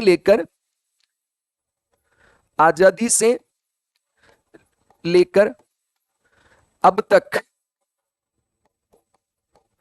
जो मुख्य औद्योगिक नीतियां हैं वो तीन आई है। पहली इंडस्ट्रियल जो पॉलिसी थी वो थी 1948 की, जिसको श्यामा प्रसाद मुखर्जी प्रस्तुत किए थे 6 अप्रैल 1948 को। सेकंड जो इंडस्ट्रियल पॉलिसी आई थी दोस्तों, वो आपको पता है आई थी 1956 में, 1956 में। और थर्ड जो इंडस्ट्रियल पॉलिसी आई थी मेजर वाली, वो दोस्तों न्यू इंडस्ट्रियल पॉलिसी 1991 में आई थी। कब आई थी? 1991 में, 1991 में। इसका मॉडल दिया था श्यामा प्रसाद मुखर्जी ने, इसका मॉडल दिया था प्रशांत चंद्र महालनोबिस मॉडल ने, और तत्कालीन प्रधानमंत्री नेहरू जी थे, इसलिए इसका मॉडल नेहरू महालनोबिस के नाम से जाना जाता है। थर्ड इंडस्ट्रियल पॉलिसी, ठीक है, जो तत्कालीन वित्त मंत्री श्री मनमोहन सिंह जी द्वारा प्रस्तुत की गई, और प्रधानमंत्री श्री नरसिम्हा राव थे, इसलिए राव मनमोहन मॉडल पड़ा। तो यहां से लेकर के और ये जो दोनों औद्योगिक नीतियां थी, इसमें भारत समाजवाद की ओर झुका हुआ था। समाजवाद की ओर झुकाव, प्रो सोशलिस्ट इकोनॉमी थी भारत का। क्या था? प्रो सोशलिस्ट, ये था इंडिया। और आफ्टर 90, ठीक है, आफ्टर 90 यानी 24 जुलाई 1991 को third industrial policy Rao Manmohan model introduce हुआ। आफ्टर इट हम हो गए प्रो सोशलिस्ट से प्रो कैपिटलिस्ट। क्या हो गए? Pro capitalist. यानी अब हमारा झुकाव किधर हो गया? तो पूंजीवाद की ओर झुकाव हो गया। हमारा झुकाव किधर हो गया? पूंजीवाद की ओर झुकाव।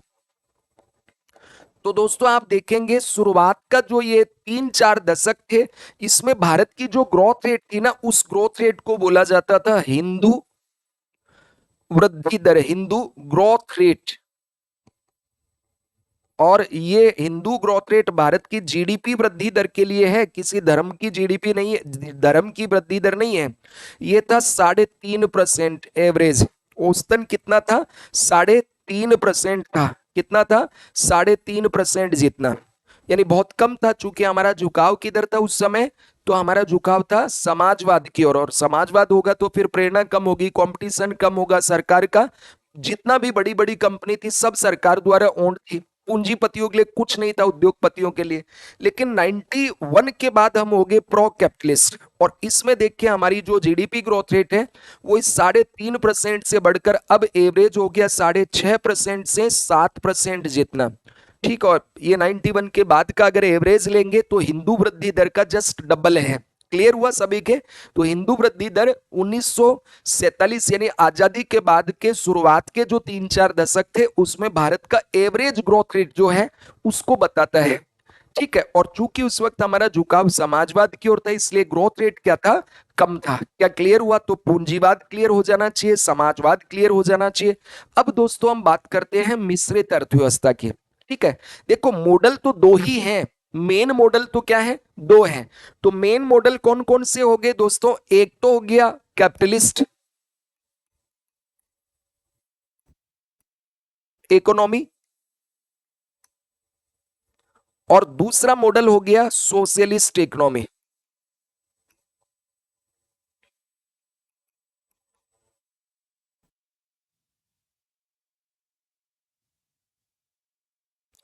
तो हमारा देश जब आजाद हुआ तो दुनिया के बीच क्या था? एक था पूंजीवाद, एक था समाजवाद। कुछ देश पूंजीवाद को मानते थे, जिसका नेता अमेरिका था।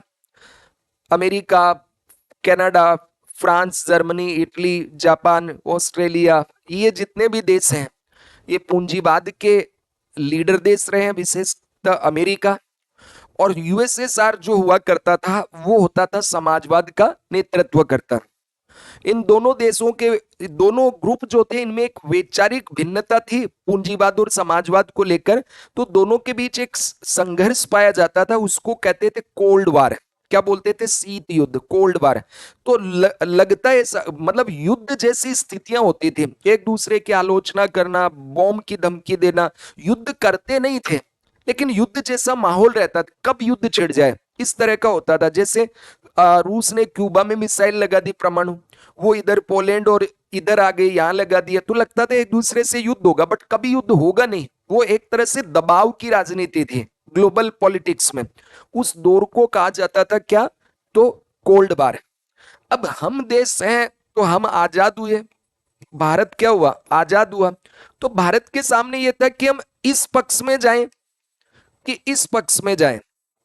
भारत को चुनना था कि भाई हम इधर जाते हैं यूएसएसआर के ग्रुप में, या हम जाएं यूएसए प्लस जो देश हैं उनके ग्रुप में जाएं, कि यूएसएसआर प्लस के ग्रुप में जाएं। हमें एक चुनना था। तो हमें सोचा कि यार हमें इससे तो चाहिए तकनीक, पैसा, साहित्य इत्यादि। भाई अमीर देश तो यही थे ना, पूंजीवादी, ग्रोथ रेट ज्यादा थी, पैसा भी था। तो हमारा देश तो अभी अभी आजाद हुआ है, अगर हम एक गुट में शामिल हो जाएं तो दूसरा गुट, उससे हमारी दुश्मनी होगी, वैचारिक शत्रुता होगी।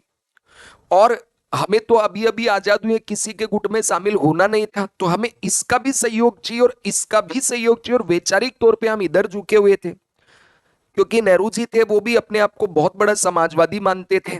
ठीक है।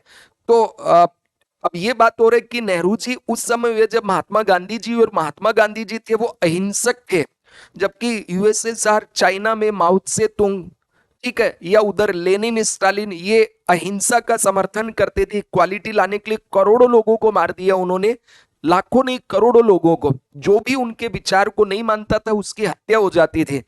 तो अपने देश के अंदर क्या था? तो ये जो आप जानते हैं कि ये सोशलिस्ट इकोनॉमी का उद्भव हुआ था 1917 में, 1917 में बोल्शेविक रिवॉल्यूशन के द्वारा यूएसएसआर में, और नेतृत्व करता थे लेनिन।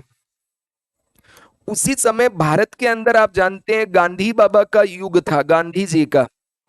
तो गांधी जी आप जानते हैं कि वो एकदम से अहिंसक थे, और इधर ये तो हिंसा का सहारा है। तो नेहरू जी वगैरह हैं, ये विदेश में पढ़े हुए थे, इनके ऊपर बहुत प्रभाव था समाजवाद का। तो जितने भी समाजवाद, जो मार्क्सवाद या साम्यवाद को मानने वाले थे, वो समझ गए कि भाई गांधी जी अब पूरे नेतृत्व करता है, और अहिंसा को भारत के लोगों में इन्होंने काफी प्रचार कर दिया, तो वो तो अब चल नहीं पाएगा इधर हिंसा वाला।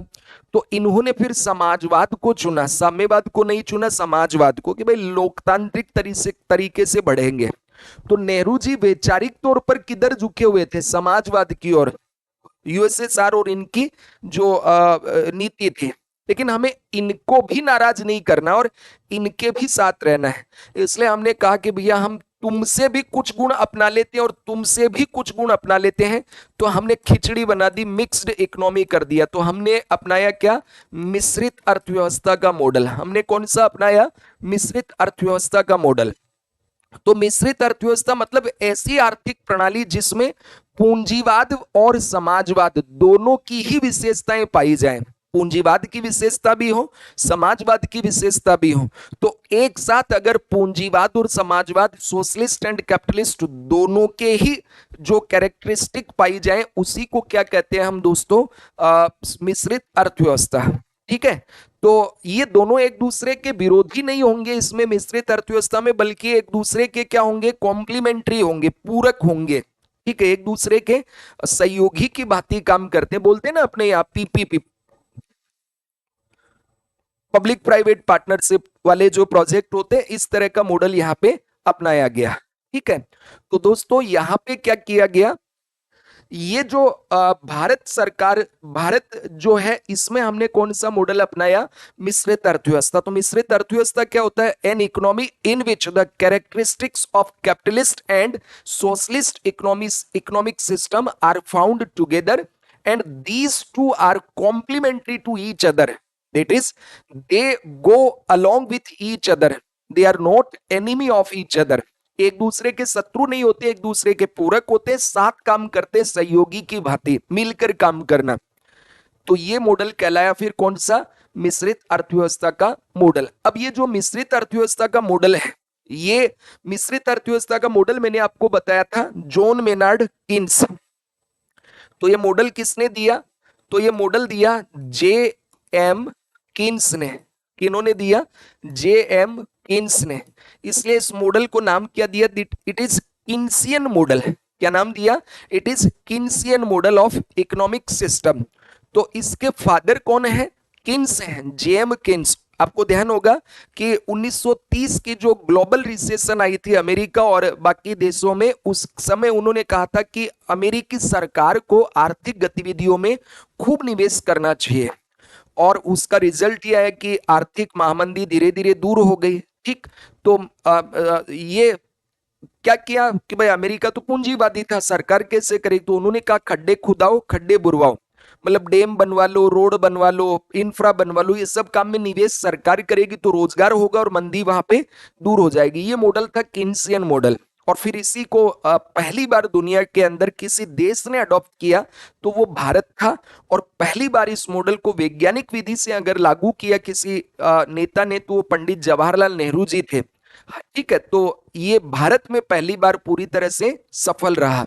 जब हमने इसको लागू किया तो ये दोनों ही मजाक उड़ाते थे कि ये फेल हो जाएगा मॉडल, लेकिन आज दुनिया में सबसे सफल मॉडल है मिश्रित अर्थव्यवस्था। दुनिया का कोई भी देश पूर्णतः ना तो कैपिटलिस्ट है और ना ही 100% सोशलिस्ट या कम्युनिस्ट है।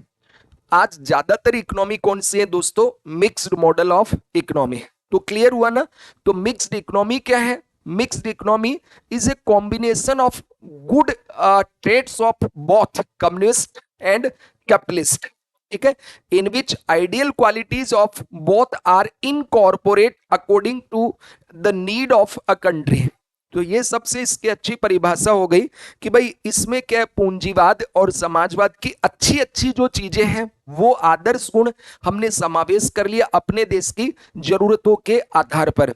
तो मिश्रित अर्थव्यवस्था में लोक निजी भागीदारिता पाई जाती है, पब्लिक प्राइवेट पार्टनरशिप पाई जाती है, अर्थात कुछ काम यहाँ सरकार करती है और कुछ काम दोस्तों यहाँ पे निजी कंपनियां करती है। अब देखो यहाँ पर जो है, एक चीज आपको ये भी ध्यान रखना है कि जो मिश्रित अर्थव्यवस्था होती है, तो मिश्रित अर्थव्यवस्था में दोस्तों निजी क्षेत्र को काम करने की तो स्वतंत्रता होती है, लेकिन यहां पर जो गवर्नमेंट होती है वो रेगुलेटर के तौर पे काम करती है।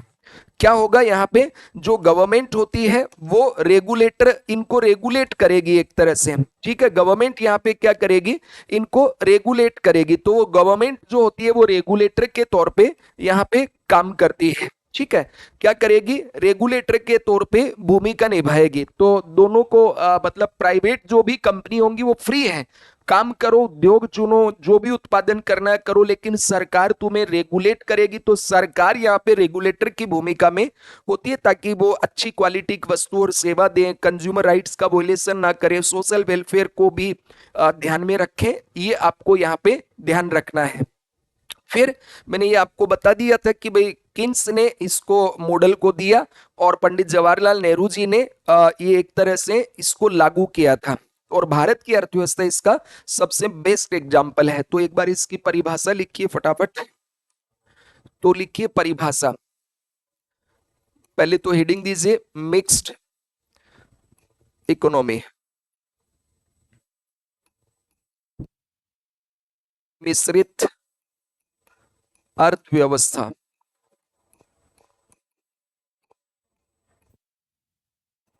मिश्रित अर्थव्यवस्था।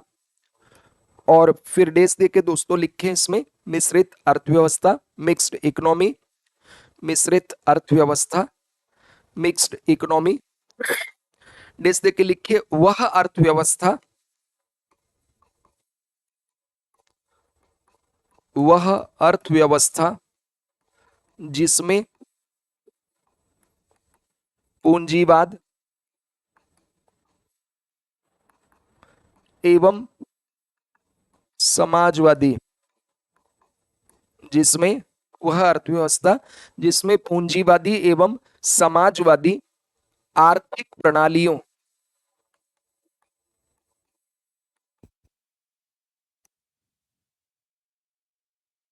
की विशेषताएं पाई जाती है।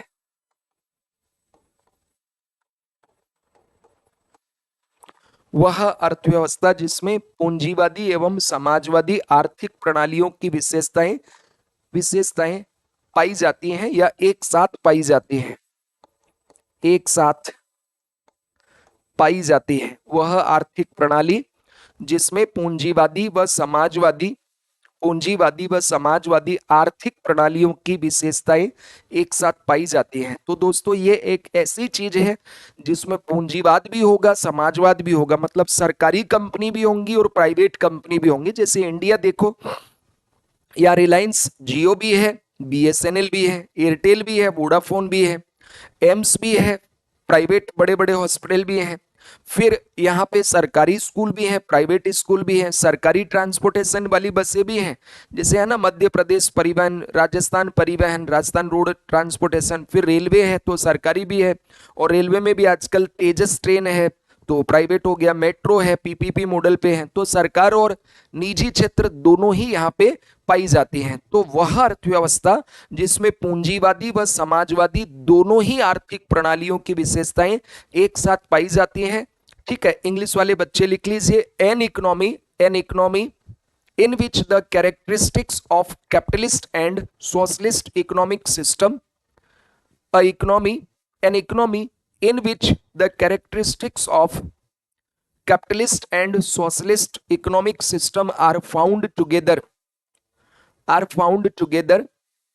and these two are complementary to each other, and these two are complementary to each other, that is they are that is they are that is they go along with each other, that is they go along with each other।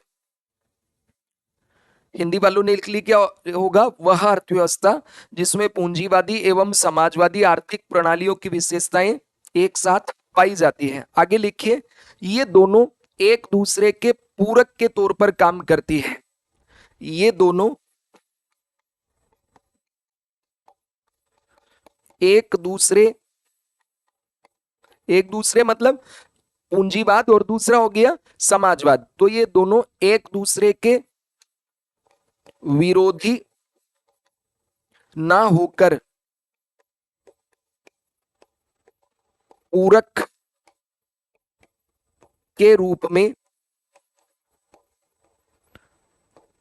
काम करते हैं।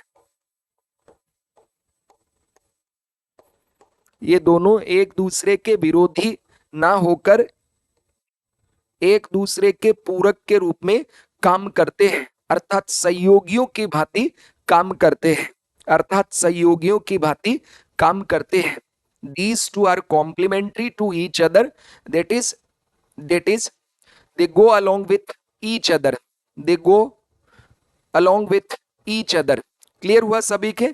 तो जिसमें पूंजीवाद और समाजवाद दोनों की अच्छी बातें हों, जिसमें पूंजीवाद की भी अच्छी अच्छी चीजें अपना ली हो, समाजवाद की भी अच्छी अच्छी चीजें अपना ली हो, तो उस आर्थिक प्रणाली को दोस्तों क्या कहा जाता है, उसको कहा जाता है मिश्रित अर्थव्यवस्था, मिक्स्ड मॉडल। यानी इसमें समाजवाद की भी अच्छी चीजें हैं, पूंजीवाद की भी अच्छी चीजें हैं, जो पूंजीवाद की नेगेटिव डीमेरिट्स थी उनको हटा दिया जाता है, और कैपिटलिस्ट इकोनॉमी की डीमेरिट्स से उनको भी हटा लिया जाता है, और अपनी अपनी देश की जरूरत के अनुसार दोनों यानी समाजवाद और पूंजीवाद के गुणों को अपनाया जाता है।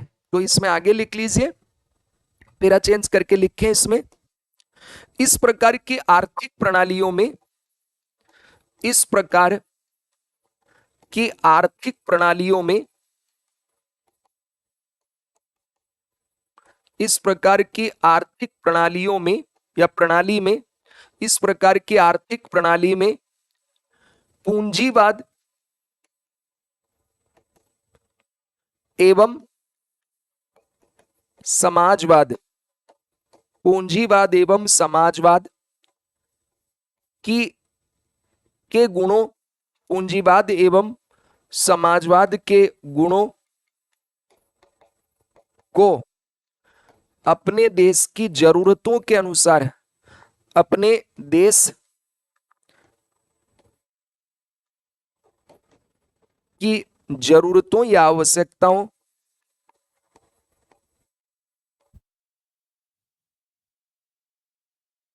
के अनुसार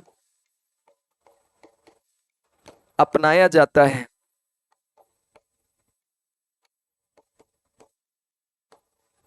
जैसे भारत में मैंने आपको बताया कि भाई 1947 से 90 तक हम प्रो सोशलिस्ट थे, तो उस समय की जरूरत थी, और 91 के बाद इकोनॉमिक रिफॉर्म्स किए तो प्रो कैपिटलिस्ट हो गए, यानी अब समाजवाद कम है, पूंजीवाद ज्यादा, तो देश की जरूरत के अनुसार हमने ऐसा किया है। ठीक है, तो इंग्लिश वाले लिखिए, that is in this system, that is in this system the ideal qualities, the ideal qualities of, that is in this system the ideal qualities of, the ideal qualities of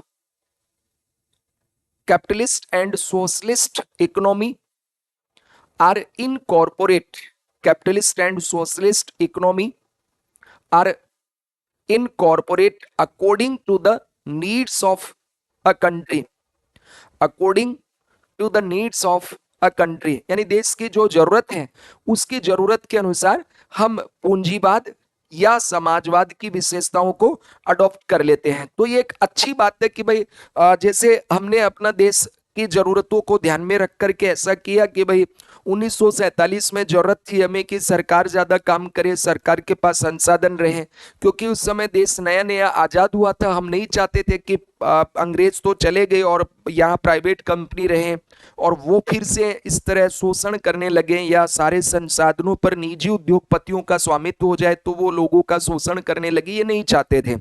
तो एक तो ये कारण था। दूसरा, उस समय ये भी हमने देखा कि भाई प्राइवेट कंपनी इतनी ज्यादा थी नहीं, इसलिए भी सरकारी कंपनियों की स्थापना की। तीसरा, हमने विदेशी निवेश भी दोस्तों उस समय बंद कर दिया था। अगर विदेशी कंपनी उस समय भारत में आती तो भारत के जो छोटे छोटे उद्योग अभी पनप रहे थे, रिलायंस तो पैदा ही नहीं हुआ था, टाटा बहुत छोटा था, ये सब खत्म होने का डर था, इसलिए विदेशी निवेश की अनुमति नहीं दी। हमने फॉरेन इन्वेस्टमेंट को रेस्ट्रिक्टेड किया या बहुत कम अलाउ किया। फिर विदेशों में खरीदने बेचने की आजादी नहीं थी, हमने बंद अर्थव्यवस्था, क्लोज्ड इकोनॉमी एक तरह से भारत को बनाया कि हम ना बेचेंगे, चूंकि बेचने के लिए पुदीना ही नहीं था और खरीदने के लिए डॉलर नहीं था, तो हमने एक तरह से क्लोज्ड इकोनॉमी का मॉडल अपनाया। तो जरूरत के अनुसार हमने किया, और उस समय हमारे देश में 5 ईयर प्लानिंग हमने लॉन्च किया, जबकि आज हमने 5 ईयर प्लानिंग का मॉडल ही 2017 से छोड़ दिया। तो देश की जरूरत के अनुसार जो गुण हमें पूंजीवादी अर्थव्यवस्था के चाहिए हमने वो अपना लिया, जो गुण हमें समाजवादी के चाहिए वो भी हमने अपना लिया। ठीक है, तो इसमें होता यह है कि जो भी प्राइवेट कंपनी होती है वो काम करने के लिए स्वतंत्र होती है, लेकिन उनको यहां पर क्या करता है, सरकार के द्वारा रेगुलेट किया जाता है ताकि वो सामाजिक कल्याण भी हो सके और साथ ही साथ आर्थिक कल्याण भी हो सके। ठीक है, although private sector is free to operate in a mixed economy, but the government in the role of a regulator in a mixed economy to ensure social welfare and also economic welfare, कि भाई लोगों का भी कल्याण हो और company वालों का भी कल्याण हो, ग्रोथ रेट भी अच्छा होता रहे। तो ये सब हमने इसमें काम किया, और यहाँ पे क्या होता है, कुछ सरकारी कंपनियां स्टैब्लिश होती हैं, कुछ प्राइवेट कंपनी स्टैब्लिश होती हैं, और दोनों ही मिल करके काम करती हैं या दोनों एक दूसरे को कंपटीशन भी दे सकती हैं ताकि देश का अच्छे से विकास हो सके। अब यहाँ पे ये आपको ध्यान रखना है, इसके फादर कौन थे, तो लिखिए इसके फादर कौन है, मतलब जिसको कंसीडर किया गया है फादर। ठीक है, तो लिखिए इसमें जनक। ठीक है, और मतलब वैज्ञानिक तौर पे इसको लागू किसने किया, तो इसके जो फादर कंसीडर किए गए हैं दोस्तों, वो हैं जॉन मेनार्ड किन्स। कौन है? George Maynard Keynes.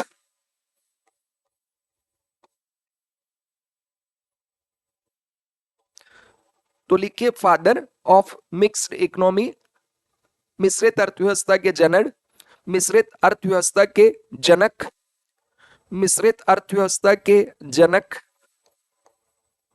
मिश्रित अर्थव्यवस्था के जनक जॉन मेनार्ड किन्स हैं। जॉन मेनार्ड किन्स हैं। जॉन मेनार्ड किन्स हैं।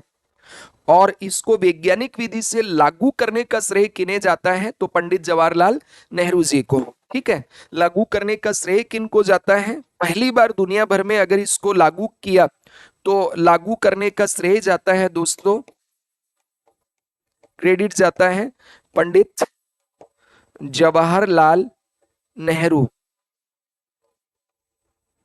ठीक है, तो भारत के जो फर्स्ट प्राइम मिनिस्टर थे जवाहरलाल नेहरू जी, जेल नेहरू जी, उन्होंने इसको साइंटिफिक तरीके से पूरे देश में लागू किया था। इससे पहले तो इसका मजाक ही उड़ाया जाता था कि ये संभव ही नहीं है, समाजवाद भी हो और पूंजीवाद भी हो।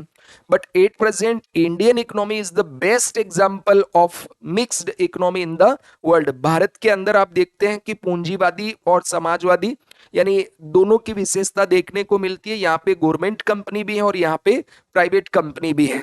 तो ये आपको ध्यान में होना चाहिए मिश्रित अर्थव्यवस्था क्या होती है।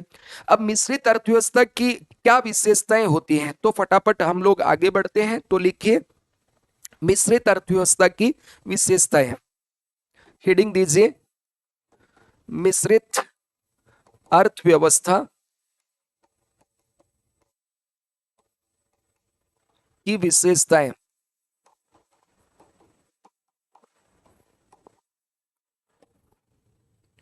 मिश्रित अर्थव्यवस्था की विशेषताएं, मिश्रित अर्थव्यवस्था की विशेषताएं, features of mixed economy, features of a mixed economy, features of a mixed economy, मिश्रित अर्थव्यवस्था की विशेषताएं, features of a mixed economy. तो देखो इसमें क्या क्या विशेषताएं होंगी। इसमें पहली चीज क्या होती है? Presence of non government and government company. सबसे बड़ी विशेषता अगर मैं बात करूं तो क्या होगा? Presence of government and non government companies, यानी यहां पे सरकारी कंपनी भी होंगी, साथ ही साथ प्राइवेट कंपनी भी होंगी। दूसरा, एग्जिस्टेंस ऑफ इकोनॉमिक प्लानिंग होता है इनमें भी। जैसे समाजवादी अर्थव्यवस्था की मेन विशेषता आपने देखा था कि भाई सरकारी कंपनियां होंगी, सरकार के पास रिसोर्स का मालिकाना हक होगा और प्लानिंग होगा वहां पे। यहां पर भी इकोनॉमिक प्लानिंग होता है। जैसे पहले हमारे यहाँ पंचवर्षीय योजनाएं होती थी, अब हमारे यहाँ नीति आयोग के द्वारा 3 वर्षीय योजनाएं, 7 वर्षीय यहाँ पे होता है, फिर उनका एक तरह से स्ट्रेटजी, और 15 वर्ष का होता है विजन। तो अब भी हमारे यहाँ इकोनॉमिक प्लानिंग हो रहा है, बस तरीका बदल गया। फिर इंडिविजुअल फ्रीडम होती है, व्यक्तिगत स्वतंत्रता होती है धन कमाने की और उद्योग चलाने की। ठीक है, तो ये बहुत अच्छी चीज है। और फिर रेगुलेटरी स्टेट होता है, यहाँ पे राज्य क्या होता है? राज्य कंट्रोलर के बजाय यहाँ पे रेगुलेटर होता है, प्रोड्यूसर जो होता है। तो राज्य प्रोड्यूस भी करता है कुछ सरकारी कंपनियां चला के, लेकिन ज्यादातर उसकी भूमिका दोस्तों क्या हो जाती है? रेगुलेटरी की होती है। और साथ ही साथ इसमें क्षेत्रीय संतुलन पर भी बल दिया जाता है। कैसे दिया जाता है क्षेत्रीय संतुलन पर बल? तो जिन क्षेत्रों में प्राइवेट कंपनी काम नहीं कर रही है वहां सरकारी कंपनी काम करेंगी, जहां पे प्राइवेट करिए वहां सरकार की कंपनी कम हो जाती है। और यहां पर पीपीपी मॉडल पाया जाता है, मतलब सरकार और निजी क्षेत्र दोनों मिलकर काम करते हैं कल्याण के लिए। ठीक है, तो नोट कीजिए पहला इसका विशेषताएं जो है, फर्स्ट इसकी विशेषता लिखिए, यहां सरकारी एवं गैर सरकारी या निजी लिख दो सीधा ही, निजी कंपनियां, निजी कंपनियों की विद्यमानता होती है।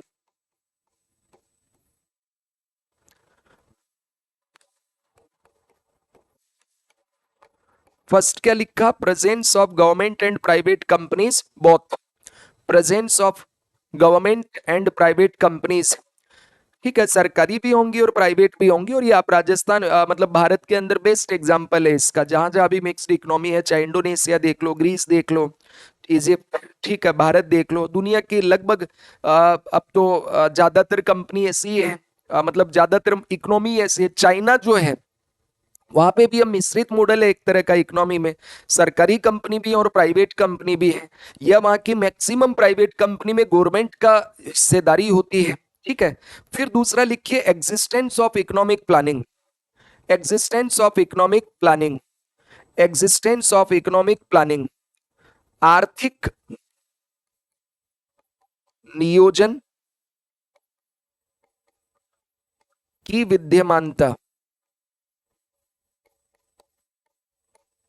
आर्थिक नियोजन की विद्यमानता, एग्जिस्टेंस ऑफ इकोनॉमिक प्लानिंग, आर्थिक नियोजन की विद्यमानता, एग्जिस्टेंस ऑफ इकोनॉमिक प्लानिंग। फिर लिखिए इंडिविजुअल फ्रीडम। इंडिविजुअल फ्रीडम, व्यक्तिगत व्यक्तिगत स्वतंत्रता। कैसी स्वतंत्रता होती है इंडिविजुअल फ्रीडम किसकी? तो एक तो होता है वस्तु एवं सेवा, वस्तु एवं सेवाओं के चयन की। चॉइस किसकी होती है? गुड्स एंड सर्विसेज, कि भैया मुझे सरकारी में इलाज कराना है, प्राइवेट में कराना है, सरकारी बसों में जाना है, प्राइवेट में जाना है, ठीक है, सरकारी स्कूल में पढ़ना है, प्राइवेट में पढ़ना है, कहाँ आपको क्या करना है ये आपको राइट है। और दूसरी होती है जो स्वतंत्रता, वो होती है धन की, यानी प्राइवेट इंडिविजुअल कंपनी या प्राइवेट कोई भी व्यक्ति वो धन धारण कर सकता है। साथ ही साथ उद्योग की, ठीक है, मतलब धन धारण कर सकते हो और साथ ही साथ तुम कोई भी उद्योग चला सकते हो, मतलब उद्योगों में भी उद्योग चलाने की स्वतंत्रता है। तो इंडिविजुअल फ्रीडम किस किस का?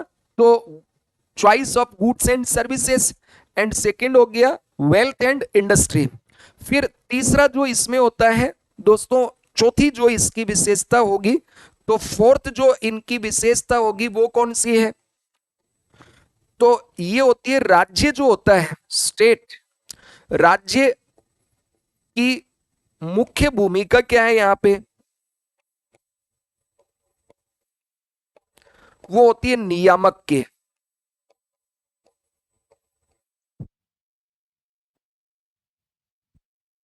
रेगुलेटर की।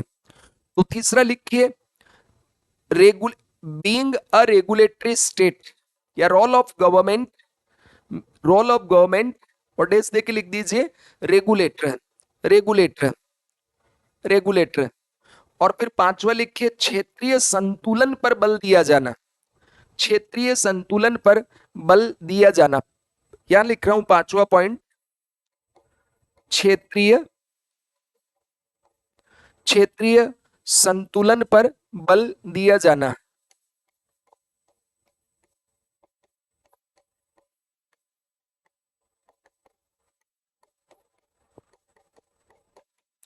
क्षेत्रीय संतुलन पर बल दिया जाना, emphasis on regional balance, emphasis on regional imbalance, emphasis on regional imbalance.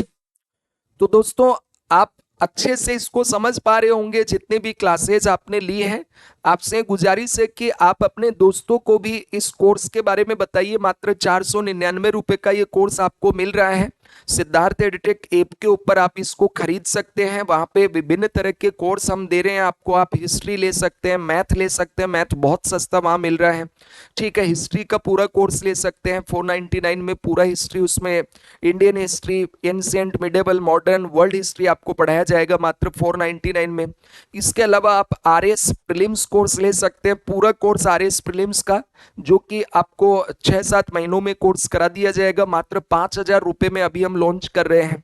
और कंप्लीट उसमें आपका पीवाईक्यू और हाइपोथेटिकल क्वेश्चंस भी हम साथ लेंगे, टेस्ट वगैरह जो हर सैटरडे को हम उसमें कंडक्ट करवाएंगे। फिर साथ ही साथ अगर कोई दोस्त फाउंडेशन कोर्स करना चाहता है आरएस का, तो वो भी सिद्धार्थ एडटेक पे अवेलेबल है। उसमें लगभग 14 से 16 महीने का टाइम लगेगा। मात्र 10,000 रुपए में ऑनलाइन हम फाउंडेशन कोर्स दे रहे हैं विथ ऑल नोट्स एंड उसमें पीवाईक्यू डिस्कशन, आंसर राइटिंग, ये सब भी हम लोग आपको उसमें करवाएंगे। तो आप ज्वाइन कर सकते हैं और ये कोर्स भी आप ले सकते हैं। इसमें पूरा इकोनॉमिक्स आपको इसी तरह से मैं डिटेल पढ़ाऊंगा। ठीक है, आराम आराम से पढ़ेंगे, मौज से पढ़ेंगे, मजे करते हुए पास करेंगे हम लोग। मतलब ऐसा नहीं है कि भागते हुए, इस तरह से हम ये कोर्स करने वाले हैं। फिर दोस्तों हम आगे बढ़ते हैं कि ये जो मिश्रित अर्थव्यवस्था है, तो इसके गुण तो आपके विशेषताएं क्लियर हो गया ना कि भाई सरकारी और निजी कंपनियों की विद्यमानता होगी, आर्थिक नियोजन की विद्यमानता होगी, व्यक्तिगत स्वतंत्रता होती है यानी वस्तु और सेवाओं के चयन की, और धन तथा उद्योग कौन मतलब व्यक्ति इंडिविजुअल प्रॉपर्टी रख सकता है और उद्योग चयन कर सकता है। उसके बाद में स्टेट की जो मेन इसमें रोल हो जाता है दैट इज रेगुलेटरी स्टेट, और फिर रीजनल जो इम्बेलेंस होता है उसको दूर करने पर बल दिया जाता है। तो रीजनल इम्बेलेंस के स्थान पर या रीजनल बैलेंस की बात की जाती है। क्षेत्रीय जो विषमता उसके स्थान पे क्षेत्रीय संतुलन पर बल दिया जाता है कि जहां पे विकास कम हुआ वहां पे सरकार विकास करके और उस एरिया का डेवलपमेंट करेगी।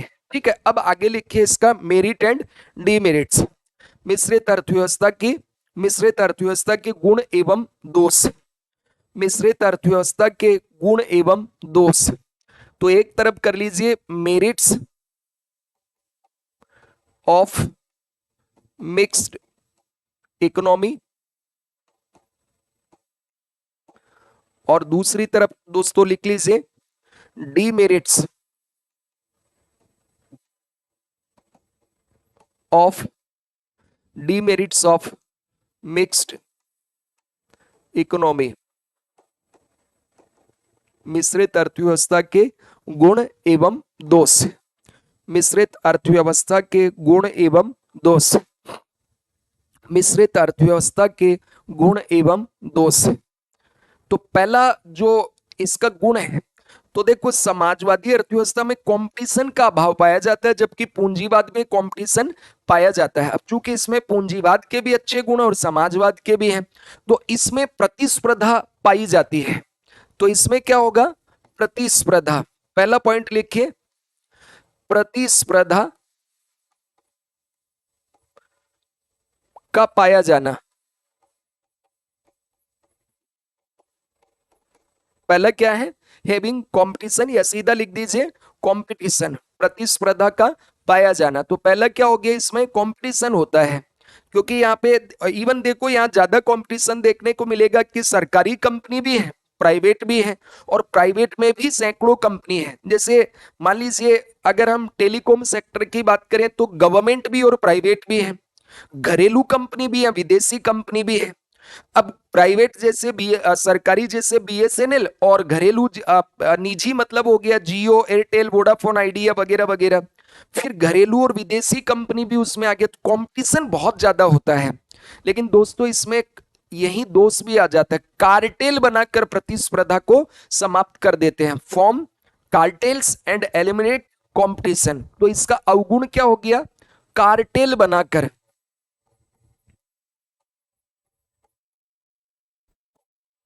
क्या बना करके, कार्टेल बना करके, कार्टेल्स बनाकर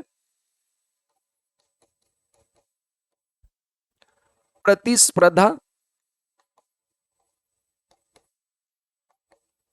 को समाप्त कर देना।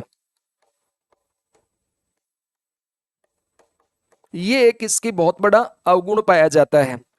अब कार्टेल का मतलब क्या होता है, मैंने आपको एक दो दिन पहले की क्लास में समझाया था कि जैसे सेम क्षेत्र की कंपनियां हैं, ये आपस में मीटिंग कर लें कि भाई हम अमुक प्रोडक्ट या अमुक कोई चीज है इसको इससे कम दाम में नहीं बेचेंगे, या इसका मैक्सिमम प्राइस इतना लगाएंगे। ठीक है, जैसे मान लो मंडी में किसान गेहूं बेचने जाए, तो सारे जितने भी मंडी के व्यापारी हैं वो व्यापारी शाम को चर्चा करें। जैसे मान लो ये मंडी है APMC, agricultural produce market committee, इसमें ये सब व्यापारी हैं जो किसानों से गेहूं खरीदेंगे। इन्होंने टी पार्टी बुलाई और इस टी पार्टी के अंदर सबने मिलकर के कहा कि गेहूं हम किसान से अधिकतम खरीदेंगे 2400 रुपए पर क्विंटल के भाव से, इससे ज्यादा कोई नहीं देगा। तो ये होता है कार्टेल बनाना। अब जब किसान यहाँ बेचने जाएगा तो उसको पर क्विंटल क्या मिलेगा, 2400 रुपया। तो उसको अब कंपटीशन नहीं मिला ना, कंपटीशन का फायदा नहीं मिला, जबकि यहाँ कंपटीशन होना चाहिए। या मान लो जैसे तुम अभी देख के होंगे कि जियो था, फिर एयरटेल था और वीआई वोडाफोन आइडिया था। इन्होंने तीनों ने क्या किया, प्राइस बढ़ा दिया। इसने 25% प्राइस बढ़ा दिया। अभी इसने भी फिर कहा बड़े भैया ने बढ़ाया तो हम भी बढ़ा रहे हैं। वोडा ने कहा बस भाई ये बढ़ा रहे तो हम भी बढ़ाएंगे। तो कंपटीशन के कारण तो सस्ता होना चाहिए था, होना तो ये चाहिए था कि भाई अगर जियो ने बढ़ाया तो एयरटेल कम कर देता, तो अपने आप पोर्टेबिलिटी करवा के सारे जियो की ओर चले जाए तो उसको फायदा होता। लेकिन उसने क्या किया कि इसने बढ़ाया तो हम भी बढ़ा लेते, फायदा कमा लेंगे। तो ये क्या होता है, ये कार्टेल बना के कंपटीशन को ही खत्म कर देते हैं। तो ये एक बहुत बड़ी अवगुण यहाँ पे दोस्तों पाई जाती है। ठीक है, तो पहला आपने लिखा जो इसका डीमेरिट वो क्या है, कार्टेल बनाकर प्रतिस्पर्धा को समाप्त कर देना। फिर दूसरा जो इसका दोस्तों बेनिफिट है वो क्या है, तो फटाफट लिखिए। दूसरा मेरिट क्या है, सेकंड जो मेरिट होती है तो वो क्या है, व्यक्तिगत स्वतंत्रता यहां पे पाई जाती है। क्या पाई जाती है, व्यक्तिगत स्वतंत्रता। व्यक्तिगत स्वतंत्रता का पाया जाना।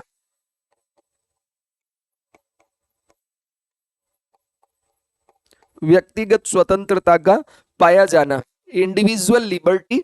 इंडिविजुअल लिबर्टी, व्यक्तिगत स्वतंत्रता का पाया जाना या विद्यमान होना, इंडिविजुअल लिबर्टी, व्यक्तिगत स्वतंत्रता का पाया जाना। और व्यक्तिगत स्वतंत्रता कैसे, किस किस को, व्यवसायियों को भी, उद्यम को भी और कंज्यूमर को भी। इंडिविजुअल जो फ्रीडम पाई जाती है, लिबर्टी पाई जाती है, वो कंज्यूमर को भी होती है कि तुम जो चाहे वस्तु और सेवा खरीद लो, जहां तुम्हारा मन करे वो खरीदो, जो तुम्हें क्वालिटी बढ़िया दे, कम कीमत पे दे, उसका माल खरीदो। और जो व्यापारी है उसको भी फ्रीडम मिलता है कि तुम जो चाहे वो धंधा करो, जो चाहे व्यवसाय करो, तुम्हें कोई रोकने वाला नहीं है। बस जो रूल रेगुलेशन है उसका वॉयलेशन किए बगैर जो चाहे वो सब तुम करते रहो। तो यहाँ पे जो लिबर्टी होती है वो बिजनेसमैन को भी होती है और कंज्यूमर को भी होती है। तो व्यक्तिगत स्वतंत्रता दोनों को होती है। दोनों को मतलब क्या हो गया, तो उपभोक्ता को, कंज्यूमर को व उद्यमी को, ऑन्टरप्रन्योर को, दोनों को ही पाई जाती है। तो यहाँ पे लिख दीजिए व्यक्तिगत स्वतंत्रता का पाया जाना इन ब्रैकेट दोनों को, यानी उपभोक्ता और उद्यमी। उपभोक्ता को तो चयन की स्वतंत्रता होती है गुड्स एंड सर्विसेज में, और इसको चयन की स्वतंत्रता होती है मुझे कौन सा उद्योग खोलना है, सरकार मुझे फोर्स नहीं करेगी, मेरी मर्जी क्या करूंगा, गवर्नमेंट मुझे फोर्स नहीं कर सकता है। ठीक है, तो इसमें लिखिए individual liberty for both businessman या एंटरप्रेन्योर्स एंड कंज्यूमर्स। अब ये आपको फ्रीडम तो है, लेकिन इसमें बहुत सारे नियम कायदे भी हो जाते हैं। फिर जहां देखो सरकार को डर लगेगा ना, तो वहां पे इतने सारे रूल रेगुलेशन बना देगी कि भाई तुम उद्योग लगा सकते हो पर ये नियम है, वो नियम है, फलाना एनओसी लो, ये एनओसी लो, ये अगर करोगे तो तुम्हें दंड लगेगा। इतने सारे रूल रेगुलेशन होते हैं। तो इसका डीमेरिट्स लिखो, सेकंड इसमें लिखिए डीमेरिट्स।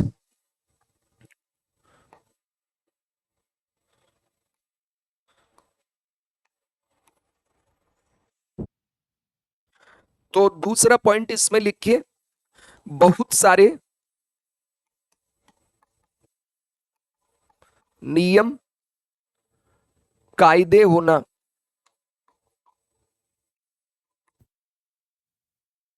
बहुत सारे नियम कायदों का होना, बहुत सारे नियम कायदों का होना। Too many rules and regulations, too many rules and regulations, बहुत सारे नियम कायदों का होना।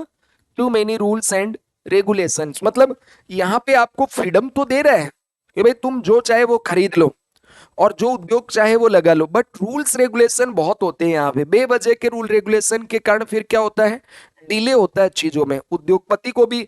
और फिर वो क्या करता है, रूल रेगुलेशन का वॉयलेशन कर लेगा और जैसे ही वॉयलेशन करेगा तो रिश्वत दे देगा। तो ये एक बहुत बड़ी प्रॉब्लम इन देशों में पाई जाती है, जहां पे भी मिक्स्ड मॉडल ऑफ इकोनॉमी होता है। फिर देखो, एक जो इसकी बड़ी प्रॉब्लम आएगी वो इसके कंसेप्ट की ही प्रॉब्लम है कि भाई एक क्या है, पूंजीवाद है, और दूसरा क्या होता है इसका अपोजिट, वो है समाजवाद। तो पूंजीवाद जो है ये प्रॉफिट के ऊपर बल देता है, और ये देता है किस पे, वेलफेयर के ऊपर। ये किस पर देगा, तो कल्याण के ऊपर। ये कल्याण बढ़ाना चाहता है, ये प्रॉफिट बढ़ाना चाहता है। तो दोनों एक दूसरे के अपोजिट है ना, ये दोनों एक दूसरे के विपरीत हैं। तो क्या ये एक साथ चल सकते हैं क्या?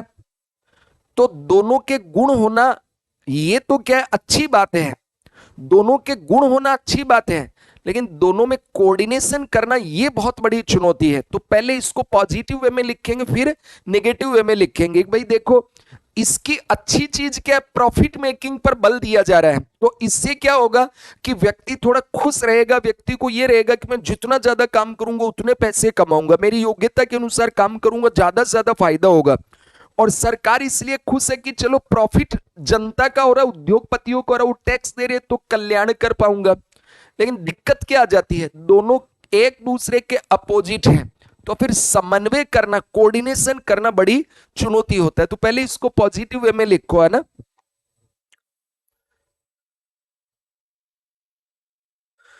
तो लिखिए इसमें, पूंजीवाद व समाजवाद, पूंजीवाद व समाजवाद दोनों के अच्छे गुणों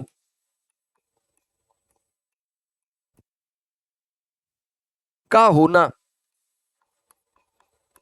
पूंजीवाद व समाजवाद दोनों के अच्छे गुणों का होना, पूंजीवाद व समाजवाद दोनों के अच्छे गुणों का होना, fusion of fusion of the good qualities, fusion of the good qualities of both capitalism and socialism, capitalism and socialism, fusion of the both, fusion of the both, fusion of the good qualities of both, fusion of the good qualities of both capitalism and socialism. तो ये तो बढ़िया हो गया कि भाई पूंजीवाद का सबसे बड़ा गुण क्या है, कंपटीशन होना, चयन की स्वतंत्रता होना, व्यक्तिगत धन धारण करने की फ्रीडम होना। लेकिन इसका चैलेंज क्या है दोस्तों, तो इसका चैलेंज मतलब अच्छा, समाजवाद जो है इसकी क्या अच्छी बात है, यहाँ सबका कल्याण होता है, इक्वालिटी होती है, सरकार के पास रिसोर्स है। तो ये तो अच्छी अच्छी चीज हो गई दोनों की, लेकिन अब इसमें कोऑर्डिनेशन करना बहुत बड़ी चुनौती है। तो फिर चैलेंज क्या आएगा इसका, तो तीसरा जो अवगुण है वो लिखिए, निजी व सार्वजनिक क्षेत्र में समन्वय करना बहुत बड़ी चुनौती है। मतलब निजी क्षेत्र प्रॉफिट कमाना चाहता है और सरकार वेलफेयर करना चाहती है, तो निजी क्षेत्र व सार्वजनिक क्षेत्र में समन्वय, कोऑर्डिनेशन बहुत बड़ी चुनौती है।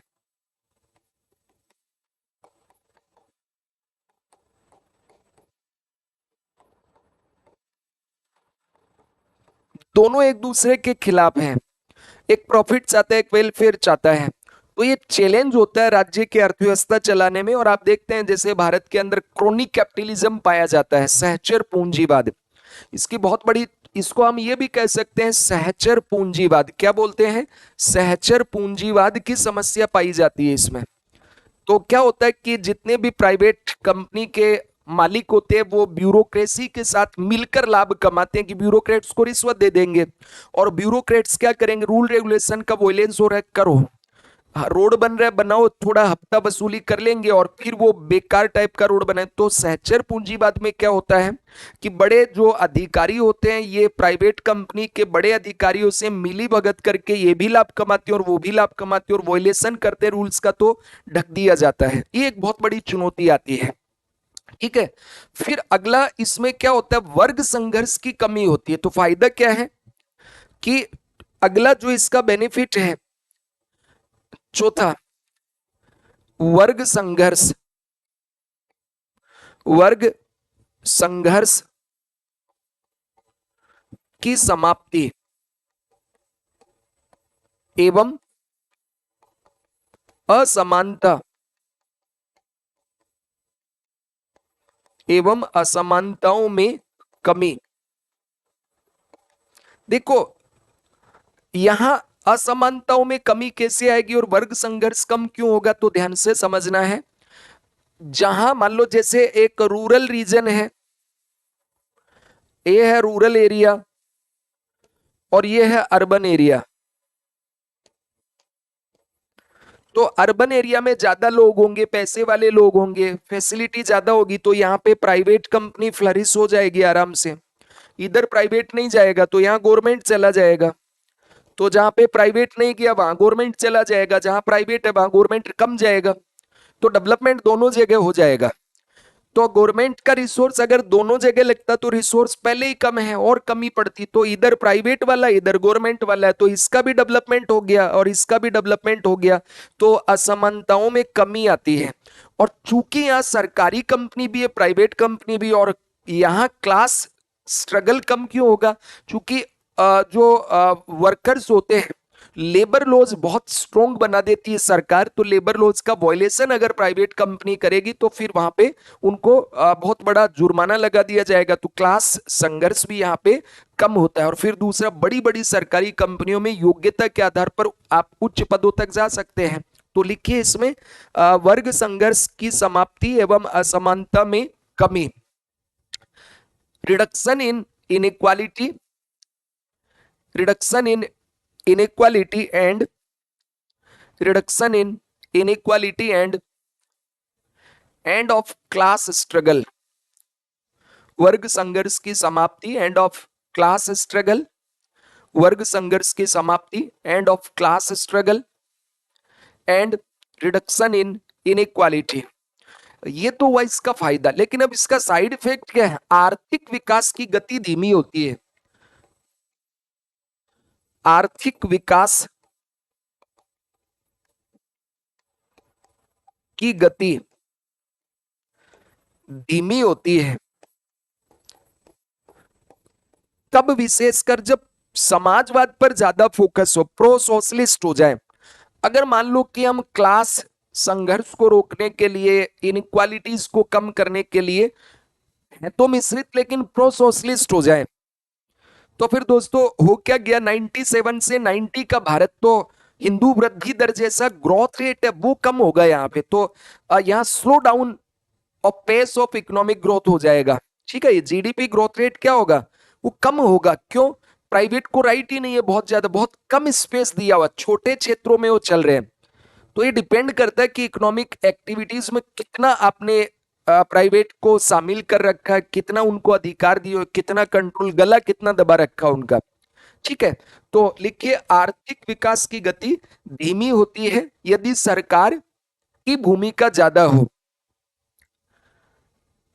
आर्थिक विकास की गति धीमी होती है यदि सरकार की भूमिका ज्यादा हो। Slow down the pace of economic growth, slow down the pace of economic growth, slow down the pace of economic growth if role of government, if the role of government is more than private sector, more than private sector।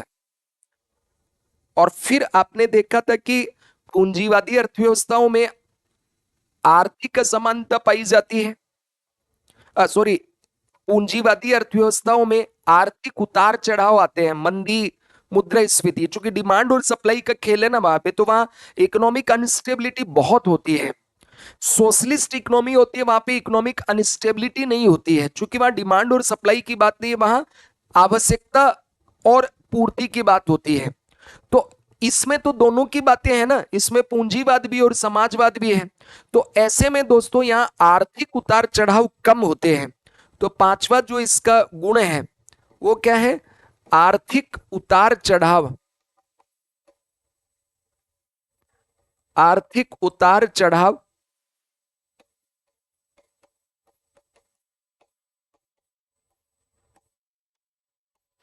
कम होते हैं। आर्थिक उतार चढ़ाव कम होते हैं, आर्थिक उतार चढ़ाव कम होते हैं, आर्थिक उतार चढ़ाव कम होते हैं। Low economic volatility, low economic volatility, why?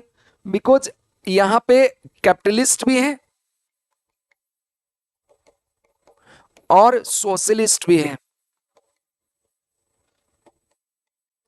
तो इधर ये काम करेगा डिमांड एंड सप्लाई के आधार पे,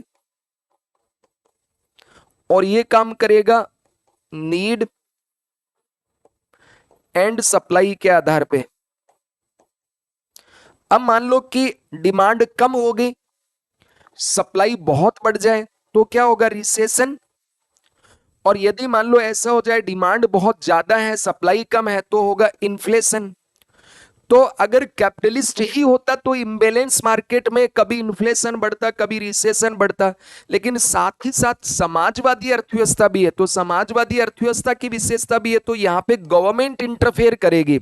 अपने देश में जैसे ही मंदी आती है तो सरकार बजट बढ़ा देगी, टैक्स कम कर देगी, लोगों को रोजगार बढ़ा देगी, कल्याण पे खर्च ज्यादा करेगी ताकि लोगों को मंदी से बाहर निकाला जा सके। और उद्योगपतियों को भी वो पैकेज देने लगती है, बेल आउट पैकेज, टैक्स में छूट, कई तरह का सस्ता लोन वगैरह, किसानों को भी कई तरह की छूट मिलेगी। और अगर इन्फ्लेशन बढ़ जाए देश में, भारत में, तो गवर्नमेंट क्या करती है? जो टैक्स रेट है, ठीक है, तो आपने देखा होगा कि अगर इन्फ्लेशन बढ़ जाती है तो डायरेक्ट टैक्स जो है उनको तो बढ़ाती है, इनडायरेक्ट टैक्स रेट कम करती है, मॉनेटरी पॉलिसी हार्ड कर दी जाती है, और सरकार कई तरह के और छूट देती है। यहां तक कि कांदा और आलू जब महंगे होते हैं तो सरकार कांदा और आलू सस्ता बेचने लग जाती है ताकि आम लोगों को मुद्रास्फीति से बचाया जा सके। तो क्यों कर रही है गवर्नमेंट? क्योंकि यहाँ पे मिक्स्ड मॉडल है कि अगर इकोनॉमी में इम्बेलेंस हुआ तो सरकार तुरंत एक्टिव हो जाएगी। ऐसा होता है। अब ये क्या होता है आगे हम जब पढ़ेंगे ना मुद्रास्फीति तो मैं अच्छे से समझाऊंगा, अभी तो ऐसे ही झलक दिया है, ठीक है। तो इस तरह से चूंकि यहाँ कैपिटलिस्ट इकोनॉमी और सोशलिस्ट इकोनॉमी दोनों की बातें हैं, दैट्स वाई इकोनॉमिक जो वोलाटिलिटी है वो कम होगी यहाँ पे, ठीक है। तो लिख लीजिएगा लो इकोनॉमिक वोलाटिलिटी। और नेगेटिव इंपैक्ट क्या होता है? यहाँ औपचारिकताएं बहुत ज्यादा होती है, दैट्स वाई प्रोडक्शन कम हो जाता है, less production due to more formalities. Government बहुत ज्यादा रूल रेगुलेशन फॉर्मेलिटीज वगैरह को लागू करवाती है, तो प्रोडक्शन यहाँ दोस्तों क्या होगा? कम होगा। तो लिखिए अगला यहाँ पे मतलब पांचवा पॉइंट डी मेरिट में, इधर तो हो गया मेरिट, मेरिट्स वाला, और इधर हो गया दोस्तों डी मेरिट्स वाला, ठीक है, उधर हो गया डी मेरिट्स वाला।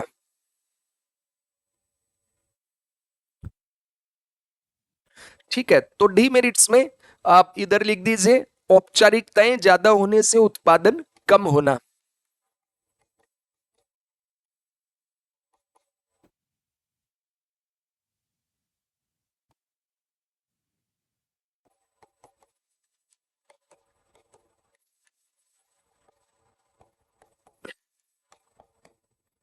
औपचारिकताएं ज्यादा होने से उत्पादन कम होना, less production due to more formalities, less production due to more formalities, less production due to more formalities. तो इस तरह दोस्तों आपको मैंने ये पूंजीवाद, समाजवाद और साथ ही साथ मिश्रित अर्थव्यवस्था क्या होता है इनका कंसेप्ट, फिर दोस्तों हमने बात की इनकी विशेषताएं क्या होती है, ये कंसेप्ट किन्होंने दिया, इनके गुण क्या होते हैं और इनके अवगुण क्या होते हैं, यहां तक हमने बातचीत की पूरा। मैं आशा करता हूं कि बहुत शानदार तरीके से कंसेप्ट आपको क्लियर हो गया होगा। अब दोस्तों हम लोग अभी टॉपिक पढ़ रहे थे क्लासिफिकेशन ऑफ इकोनॉमिक्स या टाइप्स ऑफ इकोनॉमिक्स। तो मेजरली जो तीन प्रकार है, पूंजीवादी, समाजवादी और मिश्रित अर्थव्यवस्था, ये क्लास हमने पूरी कर ली है।